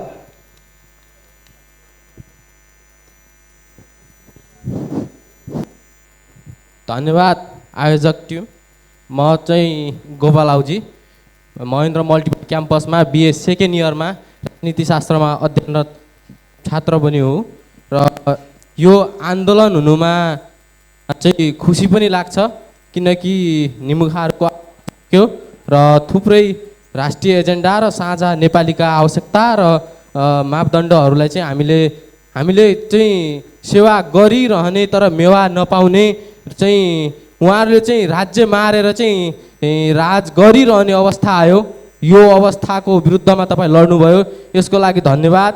र तपाईँले मुख्यतः उठाएका एजेन्डाहरू नै म पनि जेएनजी नै पढेको राजनीतिशास्त्रको विद्यार्थी नै भएका नाताले पनि प्रमुखतः जेएनजी अभियन्ता अर्थात् नेताका रूपमा रक्षाजीलाई नै मैले प्रश्न तेर्स्याउन चाहन्छु। तपाईँले पारदर्शिता कायम गर्नुपर्छ भनेर आन्दोलन गर्नुभएको पारदर्शिताका लागि हालसम्म के कस्ता काम गर्नुभयो, यो कुराको स्पष्टीकरण गरिदिनुहोस्। र त्यसै गरी ट्रान्सपरेन्सी पछि करप्सन तपाईँले प्रमुख एजेन्डाका रूपमा उठाउँदै आउनुभएको भ्रष्टाचार कसरी भयो, कुन माध्यमबाट भयो, नीतिगत तरिकाले भयो कि अनीतिगत तरिकाले भएको हो? नीतिगत भ्रष्टाचार को मार्फत कसरी भयो र अनीतिगत भ्रष्टाचार कोबाट कसरी भयो? यस कुराको चाहिँ छानबिनका लागि तपाईँले चाहिँ कुन किसिमको मार्ग अपनाउनु भयो र अहिलेसम्म तपाईँको त्यो प्रयासहरू चाहिँ के छ त? यहाँ के छ भनेदेखि तपाईँ जेएनजीभित्र पनि गुट उपगुटका नारा लगाएर दिनकै आफ्नै किसिमका एजेन्डा बोक्ने र छुट्टै किसिमका विचार बोक्ने भयो, यो चाहिँ सुहाएन। किनकि एकतामा बल हुन्छ, एकता आउनुहोस् र एकताले चाहिँ सबै काम सम्पूर्ण हुन्छ भन्ने मेरो विश्वास छ। र तेस्रो, तपाईँले गरिरहन खोज्दाखेरि प्रदेश सरकारको औचित्यता के त? प्रदेश सरकारको औचित्यता के? तपाईँले यो आवाज सशक्त उठाइराख्नु भएको थियो। प्रदेश सरकार चाहिँ हाम्रो लागि अहिलेको लागि चाहिँ एउटा भार बोक्ने मात्रै माध्यम भयो भन्दाखेरि यो व्यवस्थापनको लागि के गर्नुभयो त? तपाईँले यो समाज समस्या समाधानको लागि सरकारमा समक्ष के गर्नुभयो त? तपाईँले त हाम्रा मुद्दाहरू चाहिँ यो विगतको सरकारले पुरा गर्न सकेन भनेर तपाईँले चाहिँ जनताको सरकार त गठन गरे भन्नुभयो। तर त्यो सरकारले चाहिँ प्रदेश सरकारको औचित्यता पुष्टि गर्नलाई चाहिँ के कस्तो काम गरिरहेको छ र यो गर्नुहोला। तपाईँ पनि विद्यार्थी हुनुहोला र जेनजी अभियन्ता चाहिँ हो, मैले चाहिँ यस मानेमा कुनै दोधार छैन। तर म अन्तिममा एउटा कुरा भन्न चाहन्छु, उहाँसँगै समाजशास्त्री पनि हुनुहुन्छ। तपाईँ चाहिँ तपाईँले एउटा राज्य नभए जनता र नागरिकको हालत के हुन्छ भन्ने कुरा, म खासै ठुलो साहित्यकार पनि होइन र खासै ठुलो आख्यानकार पनि होइन, तर मैले पढेको अनुसार मालिका केसरीको उपन्यास ढुङ्गाल पढिदिनु होला र त्यसपछि के कन्सेप्ट हुन्छ सकिन्छ भनेदेखि सम्पर्क गर्नुहोला। र तपाईँ नेतामा हुनुपर्ने गुण के हो र राज्य नभए र सरकार स्थिर नभए जनता र देशका नागरिक लालाबाला र बच्चाले के अवस्था भोग्नुपर्छ भन्ने कुराको चाहिँ तपाईँले ज्ञात पाउनुहुन्छ। मालिका केसरीको उपन्यास ढुङ्गाल एकचोटि सकिन्छ भनेदेखि पढ्नुहोला, किनकि तपाईँ पढेर मान्छे दुई तरिकाले बुझ्छ, या पढेर बुझ्छ या पढेर बुझ्छ। अब तपाईँ कुन तरिकाले बुझ्न सक्नुहुन्छ? मालिका केसरीको उपन्यास ढुङ्गाल पढ्नुहोला। र मैले सोधेका पारदर्शिता, प्रदेश सरकारको औचित्यता र भ्रष्टाचार नियन्त्रणका लागि चाहिँ पहिलाको सरकारसम्म तपाईँको विश्लेषणा जागेर तपाईँले आफ्नो सरकार अर्थात् जनताको सरकार बनाउनु भयो। त्यो सरकार मार्फत के काम हुँदैछ तपाईँले सकिन्छ भनेदेखि मलाई नोट उपलब्ध गराएर जानुहोला। यदि सकिन्न भनेदेखि यही मञ्चबाट तपाईँले यो काम गरिरहेका छौँ भनेर प्रतिबद्धताका साथ हामी तपाईँको आडमा उठिरहेका जेनजी र देशमै भविष्य खोजिरहेका जेनजीलाई चाहिँ तपाईँको आश्वासन के हो, यो चाहिँ प्रश्न पारिदिनु होला। हस्, अब सायद हामी समयको सीमितताको कारणले लास्ट प्रश्न राख्दाखेरि छोटो गरी राखिदिनु होला। हामी निर्धारित समय ठ्याक्क 1 घन्टा सकिसकेको छ। हामी एउटा अन्तिम प्रश्न छोटो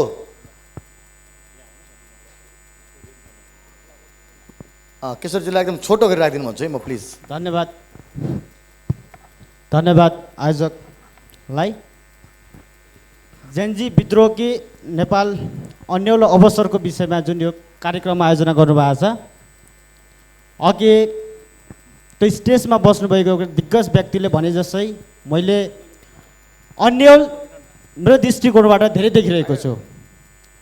नेपालमा विभिन्न कालखण्डमा आन्दोलन भए तापनि तर जुन आन्दोलन यो जेनजीको ले गरेको छ तहस नहस, त्यसमा मेरो विमति छ।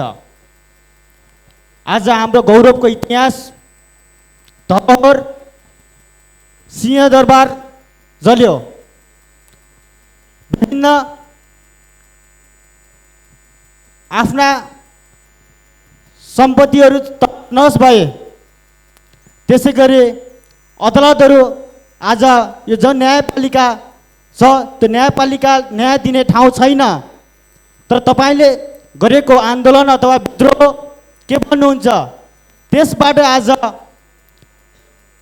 कुनै पनि कसुरबाट विभिन्न कसुरबाट जेलमा बसिराख्नुभएका ती आज समाजमा छन्। ती आज नेपाली दाजुभाइ तथा दिदीबहिनीहरूले सुरक्षा कायमको अनुभूति गर्नुभएको छ कि छैन भन्ने कुरो पनि प्रश्न गर्न चाहन्छु। त्यसै गरी आज हामीले गरेको एउटा मैले पनि विभिन्न कालखण्डमा आन्दोलनको नेतृत्व गरिरहेको छु, गर्दै पनि आएको छु, भोलिको समयमा पनि गर्नेछु। तर आज यो जेनजीले गरेको आन्दोलनले समाजलाई सही तरिकामा अगाडि बढिरहेको छ कि बढिरहेको छैन? जुन नेताका छोराछोरीहरू विदेशमा बसेर विलासी जीवन बिताउने देख्नुभएको छ, अहिलेको प्रधानमन्त्रीको छोराछोरी कहाँ छन्? तपाईँले अध्ययन गर्नुभएछ कि गर्नुभएको छैन? अहिलेको ऊर्जा मन्त्रीको छोराछोरी कहाँ हुनुहुन्छ? उहाँले अध्ययन गर्नुभएको छ कि गर्नुभएको छैन? त्यसै गरी अहिलेको गृहमन्त्रीको छोराछोरी कहाँ हुनुहुन्छ? तपाईँहरूले त्यो अध्ययन गर्नुभएको छ कि भएको छैन? खाली नेताहरूलाई मात्रै आरोप लगाउने ठाउँमा होइन, तपाईँ हामी नागरिक सक्षम नागरिक छ कि छैन भन्ने प्रश्न तपाईँ हामीबाट सुरु गर्नुपर्छ। तपाईँ हामी परिवर्तन हुनुपर्छ। तपाईँ हामीले सही सपना देखेर आउने पुस्तालाई त्यो नेतृत्व गर्ने होला पनि तपाईँलाई भनेर तपाईँलाई यो शुभकामना दिन चाहन्छु। धन्यवाद। धन्यवाद धन्यवाद केशरजी।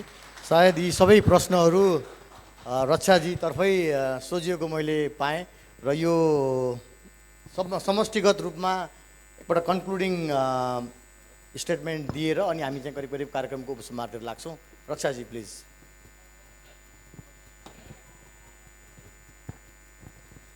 अब यो आन्दोलन सुरु भइसकेपछि सुरुवातका दिनहरूदेखि नै हामीले यो क्याम्पेन चाहिँ लिडरलेस क्याम्पेन हो भनेर भन्दै गर्दाखेरि यसको नेतृत्व कोही पनि छैन है, यसका प्रतिनिधिहरू मात्रै छन् है भनेर भन्दै गर्दाखेरि पनि आज 2.5 महिनापछि चाहिँ तपाईँ जेनजी आन्दोलनको नेतृत्वकर्ता भनेर यहाँहरूले मलाई यो ठाउँमा उभ्याउनु भएको छ र प्रश्न सोध्नु भएको छ। मैले यसलाई राम्रै रूपमा लिएको छु।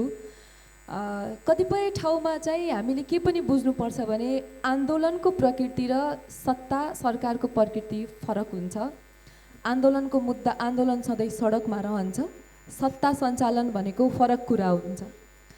आन्दोलनको 2 दिन जब पावर भ्याक्युम थियो, हाम्रो देशमा गृहमन्त्री हुनुहुन्थेन, प्रधानमन्त्री हुनुहुन्थेन, सेना परिचालन भइसकेको अवस्थामा अन्तरिम नागरिक सरकार गठन भएको हो, यो पनि हामीले बिर्सिनु हुँदैन। त्यो 2 दिनको पावर भ्याक्युममा जे पनि हुन सक्थ्यो। हामीलाई डर थियो कि सेनाले कुत गरिरहेको छैन अथवा कुत गर्ने त वाला छैन नि भन्ने, अथवा सङ्क्रमण काल पो लगाइदिने पो हो कि भन्ने। हामीले आन्दोलन गऱ्यौँ। एक त हामीले आन्दोलनमा हाम्रो धेरै साथीहरू गुमाइसकेका थियौँ। अर्को दोस्रो दिनको विध्वंस त्यस्तो थियो होइन, अन्योलता थियो, कन्फ्युजन यति थियो। अब हामी आन्दोलनमा सहभागीको रूपमा मेरै साइडकै साथी सहयोद्धा भन्छु म, शहीद हुनुभयो। मेरो साइडको साथीको छातीमा गोली छेडेको छ यो सरकारले। त्यतिखेरको आक्रोश कस्तो थियो होला। त्यो आक्रोशलाई सम्हाल्दै त्यो विध्वंस पनि भयो, त्यो विध्वंसको हाहाकारलाई सम्हाल्दै सेनासँग वार्ता गर्न पुगेका थियौँ हामीहरू। सेनासँग वार्ता गर्ने क्रममा अहिलेको अवस्थामा हामीले हाम्रो राष्ट्रपति चाहिन्छ है भनेर भनेका थियौँ। हामी डेमोक्रेसी मान्छौँ, सङ्घीय लोकतान्त्रिक गणतन्त्र मान्छौँ, हामी कुनै पनि हिसाबमा पछाडि फर्किनेवाला छैनौँ है भनेर सेनासँग निष्फिक्री हामीले यो कुरा राखेका थियौँ। त्यो 2 दिनको अवधिमा नागरिक सरकार जसरी पनि गठन गर्नुपर्ने हामीमा बाध्यता थियो। त्यो 2 दिनको पावर भ्याक्युम चाहिँ हामीले फुलफिल गर्नुपर्ने थियो। त्यो 2 दिनमा यहाँलाई लाग्छ होला हामीले नागरिक सरकार बनायो, जेनजीले बनायो हो, बनाएकै हो, तर त्यो नागरिक सरकार, त्यो अन्तरिम सरकार गठन प्रक्रियामा सर्वपक्षीय सहभागिता छ, दलहरूको पनि सहभागिता छ। त्यतिखेरको तत्कालीन प्रधानमन्त्री केपी शर्मा ओलीको सिफारिसमा प्रधानमन्त्री नियुक्ति हुनुभएको, राष्ट्रपतिले त्यसरी नियुक्ति गर्नुभएको हो होइन। भनेपछि जब मुलुक सङ्कटमा छ त्यो बेलामा त हामीले निकास खोज्ने होला। त्यतिखेरको निकास के थियो त? अन्तरिम सरकार बनाउनु पर्ने निकास थियो। अन्तरिम सरकार गठन बन्यो, त्यसको नेतृत्वमा सुशीला कार्कीजी आउनुभयो।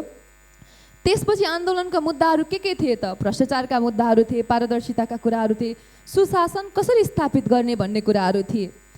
अब तपाईँहरूले जे प्रश्न मलाई गर्दै हुनुहुन्छ त्यो प्रश्न मैले पनि त्यही गरेर यहाँसम्म पुगेको हो होइन। सुशासन कायम हुन्छ भन्ने प्रतिबद्धता, आश्वासन हामीले पाइरहेका पनि छौँ, तर यो आजको भोलि हुने कुरा होइन। यत्रो 25-30 वर्षदेखि सङ्गठित रूपमा जुन दलहरूले आरोप भन्नुहुन्छ, दलहरूले बहुदलीय व्यवस्था आइसकेपछि जसरी हामीप्रति शासन गर्नुभयो, हाम्रो नेतृत्व गर्नुभयो, उहाँहरूले गर्न नसकेको काम यो 6 महिनाको सरकारले गर्न सक्छ भनेर तपाईँहरूले कसरी आशा राख्न सक्नुहुन्छ? यो आशा राख्नु ठिक हो, तर एकदमै ठुलो आशा हो सरकारप्रति। र यो 6 महिनामा हुने कामहरू पनि होइनन्। तर अब हामी के भन्न सक्छौँ भने सुशासनको यात्रामा अब हामी छौँ, पारदर्शिताको यात्रामा अब हामी छौँ। अब सरकारले के गर्यो भनेर मलाई पक्कै प्रश्न आउँछ, त्यही भएर मैले लेखेर लिएर आएको थिएँ। म तपाईँलाई फरवर्ड पनि गर्छु होला। तपाईँले आफ्नो सूचनाको हक प्रयोग गरेर पनि यो कुराहरू निकाल्न सक्नुहुन्छ। PM अफिसमा तपाईँले आफ्नो सूचनाको हक प्रयोग गरेर, अहिले त इमेल पनि गर्न पाइन्छ, सूचनाको हक प्रयोग गरेर एउटा इमेल लेखेर चाहिँ के काम गर्यो तपाईँहरूले के काम गर्नुभयो भनेर तपाईँले क्वेसन गर्न सक्नुहुन्छ। साधारण सिम्पल क्वेसन इमेलको थ्रुबाट पनि तपाईँले जवाब आउँछ। म केही काम गरेको भ्रष्टाचार सम्बन्धी, सुशासन सम्बन्धी सरकारले काम गरेको कुराहरू यहाँहरू समक्ष पढ्छु। अहिले सरकारले राजनैतिक नियुक्तिहरू खारेज गरिरहेको कुरा तपाईँहरूलाई थाहा नै होला। विभिन्न हरेक क्षेत्रमा देशमा राजनीतिकरण थियो। राजनीतिक नियुक्तिले गर्दाखेरि सक्षम व्यक्तिहरू त्यो पोजिसनमा पुग्न नसक्ने अवस्था थियो। त्यो पोजिसनमा पुग्नका निम्ति कुनै राजनीतिक दलको हामीले पछ्यौरी समात्नुपर्ने अवस्था थियो, त्यो अहिले खारेज भएको छ। त्यसै गरी नेपाल वायु सेवा निगमको महाप्रबन्धक पदमा खुला प्रतिस्पर्धाका लागि आवेदन खुला भएको छ। वायु सेवा निगमका पहुँचका भरमा भर्ती गरेका करारका कर्मचारी हटाउन सुरु गरिएका छन्। थन्काएर राखिएको निगमको ट्विन अटर विमान मर्मत गरी सञ्चालन सुरु। हामीले पैसा तिरेर राखेको विमान पनि हामीले प्रयोग गर्न नपाइरहेको अवस्था रहेछ। अब त्यो सञ्चालन भइरहेको छ। त्रिभुवन विश्वविद्यालयको जग्गा अतिक्रमण विरुद्ध छानबिन सुरु भएको छ। मतदाता नामावली दर्ता गर्दा राष्ट्रिय परिचय पत्रको जैविक तथ्याङ्क भए पुग्ने, निर्वाचन आयोगमा लाइन लाग्नु नपर्ने अवस्था आएको छ। अहिले कतिले मतदाता तपाईँले रजिस्ट्रेसन गर्नुभयो, भोटर आइडी गर्नुभएकै होला, आफ्नो नेसनल आइडी युज गरेर गर्न मिल्ने व्यवस्था आएको छ। नेपाल स्काउटको लैनचौर स्थित जग्गालाई पूर्व मन्त्री दीपक खड्काले आफ्नै तरिकाले प्रयोग गरिराख्नु भएको थियो, त्यसमा पनि सरकारले हस्तक्षेप गरेको छ। जनताले लोड सेडिङ भोगिरहेका बेला निर्वाध उपभोग गरेको बिजुलीको बिल तिर्न नदिएर मिलाइदिन्छु भन्दै हिँडेकाहरू अहिले उद्योगीले किस्ता बुझाउन थालेको कुराहरू आछ। बिचमा तिर्न छाडेकाहरूले पनि तिरिरहेका भन्ने सूचनाहरू हामीले पाइरहेका छौँ। सडक र अरू सार्वजनिक पूर्वाधार निर्माणको ठेक्का ओगट्ने, पेस्की पचाउने र काम नगर्ने सयौँ योजनाको सम्झौता रद्द गरी कालो सूचीमा चढाउन सुरु भएको छ। सुरक्षाकर्मीलाई घरेलु दास सरह उपयोग गर्ने प्रवृत्ति अन्त्य भएको छ। सयौँ सुरक्षाकर्मी, नेता र उच्च प्रशासकका घरबाट कार्यालयमा फिर्ता भएका छन्। नेपाल प्रहरीको महानिरीक्षक निर्विवाद नियुक्ति हुनुभएको छ। शक्तिको आडमा सत्ताका बिचौलियाहरूले नीतिगत चलखेल गरी घटाएका यति काण्ड र अन्य काण्डहरू पनि छानबिन भइरहेका छन्। भुटानी शरणार्थी काण्डका थप अभियुक्तहरू पक्राउ परेका छन्। दलका शीर्ष नेताका काखमा भुकुर्सी मारिरहेका अभियुक्तहरू कर्मशः कानुनको घेरामा पर्दैछन्। सरकारकै संस्था सुरक्षण मुद्रण केन्द्रबाट सवारी चालक अनुमति पत्र लाइसेन्स छाप्न सुरु भएको छ। यी र यस्ता थुप्रै लिस्ट म तपाईँलाई सेयर पनि गर्छु, तर तपाईँले आफ्नो सूचनाको हक पनि प्रयोग गर्नुपर्छ है। राइट टु इन्फर्मेसन छ, इमेल गर्नुहोस् पिएम अफिसमा अथवा यो राष्ट्रिय सूचना आयोगमा पनि तपाईँले गर्न सक्नुहुन्छ। के काम गर्यो भनेर पारदर्शिताको लागि सूचनाको हक प्रयोग गर्नुहोस्, त्योबाट तपाईँहरूले पाउनुहुन्छ। र यो अन्यलको कुरामा चाहिँ अन्यल छ, पक्कै पनि छ। हामी सबैलाई यहाँ प्राइभेट सेक्टरदेखि लिएर सबै सेक्टरलाई अन्यल छ, हामीलाई पनि अन्यल छ। हामी त अझ विद्यार्थीहरू छौँ, हामी कसको मुख हेर्ने? हामीलाई अन्यल छ। अझ आउने जेनेरेसन अल्फा देखिरहेको छु म, उहाँहरूले हामीले के भन्ने हो भन्ने अन्यलता छ। तर हाम्रो अन्यल यहीँ सकेको छैन के। हामी भदौ 23मा सामान्य प्रश्न लिएर गयौँ, हामी भूत र वर्तमानको जवाबदेहिता खोज्न गयौँ, भविष्यको स्वामित्व माग्न गयौँ, होइन, त्यो खोज्न गयौँ। तर पहिलो दिन हामी माथि दमन गरेर हाम्रो साथीहरूलाई चाहिँ छातीमा टाउकोमा ताकी गोली हान्ने, होइन। त्यसको दोस्रो दिन 24 गते देशभरि विध्वंस भइसकेपछि हामीलाई राज्यविहीन बनाएर आफू भाग्ने, हामीले हाम्रो प्रश्न त हामी जति प्रश्न उठाएको छौँ ती प्रश्नहरू अनुत्तरित छन् के अझै। त्यो प्रश्नको जवाफ नपाउन्जेलसम्म त कसरी अन्यलता जान्छ? जाँदैन नि। त्यो प्रश्नको जवाफका लागि पनि अबको निकास भनेको चुनाव हो। चुनावमा तपाईँ सामु उहाँहरू भोट माग्न आउँदाखेरि यी प्रश्नहरू चाहिँ अनुत्तरित छन् है। आन्दोलनमा उठेका यी प्रश्नहरू अझै अनुत्तरित छन्। पहिला यसको जवाब दिनुहोस्, अनि मात्र मैले भोट दिन सक्छु भन्ने जिम्मेवारी पनि तपाईँहरूले लिनुपर्छ भन्ने हो। यही नै भन्न चाहन्छु। हस्, सबैजनालाई धेरै धेरै धन्यवाद। समयको सीमितताले गर्दाखेरि हामी आजको छलफल यहीँ टुङ्ग्याउनु पर्ने हुन्छ। यो कुरा गर्दै गयो भने त दिन रात हप्ता नै बित्ला जस्तो लाग्यो मलाई। एनिवे तपाईँहरू सबैलाई धेरै धेरै धन्यवाद। हुन्छ, धेरै धेरै धन्यवाद। यो विषयमा छलफलमा सहभागी हुनुहुने सम्पूर्ण महानुभावहरूलाई धेरै धेरै धन्यवाद दिँदै एउटा सामूहिक तस्बिर र त्यसका लागि फेरि उहाँहरूलाई, हाम्रो अतिथिहरूलाई हाम्रो उपहार पनि रहेको छ। शशिश्वर नेपालगञ्ज म्याराथनको सदस्य संरक्षक उहाँलाई म यो उपहार उहाँहरूलाई प्रदान गरिदिनको लागि नेपालगञ्ज कन्क्लेभका निर्देशक जनक नेपालजीलाई पनि म आग्रह गर्न चाहन्छु। अब जेनजी आन्दोलनको बारेमा त सबैको भोगाइ आफ्नो होला, जसले जसरी भोग्नु भएको छ नि। व्यक्तिगत रूपमा तपाईँलाई कसरी त्यसलाई इन्टरप्रेट गर्ने भन्ने कुरा चाहिँ सबैको आफ्नो छ। कसैको घर क्षति भएको छ, कसैको गाडी क्षति भएको छ, उसले आफ्नो ढङ्गले बुझ्ने भयो। जसले चाहिँ सरकारबाट या नीतिगत ठाउँबाट थिचोमिचो सहनु परेको छ, उसले आफ्नो ढङ्गले यो विद्रोह ठिकै भयो भन्ने भयो। सबले आफ्नो ढङ्गले बुझ्छन्, तर अन्तिम रसियाजीले भन्नुभएको अब आफ्नो आफ्नो विचारलाई मतलाई जसले जसले प्रतिनिधित्व गर्नुहुन्छ त्यहाँ चाहिँ अब हामीले भोट गरेर नयाँ प्रतिनिधि चयन गरेर अनि हामी नयाँ प्रक्रियामा जानुपर्छ भन्ने नै हो अल्टिमेट यो सेसनको एउटा निष्कर्ष जस्तो मलाई लाग्छ। विधिको शासन भनेको त्यही नै हो, जनतामा जाने, निर्वाचित हुने, आफ्ना एजेन्डा लिएर जाने र निर्वाचित हुने र एकचोटि भोट गरेर 5 वर्ष पछुताउने होइन कि 5 वर्ष खुसी हुने गरी तपाईँहरूले आफ्नो नेता छान्नु पर्यो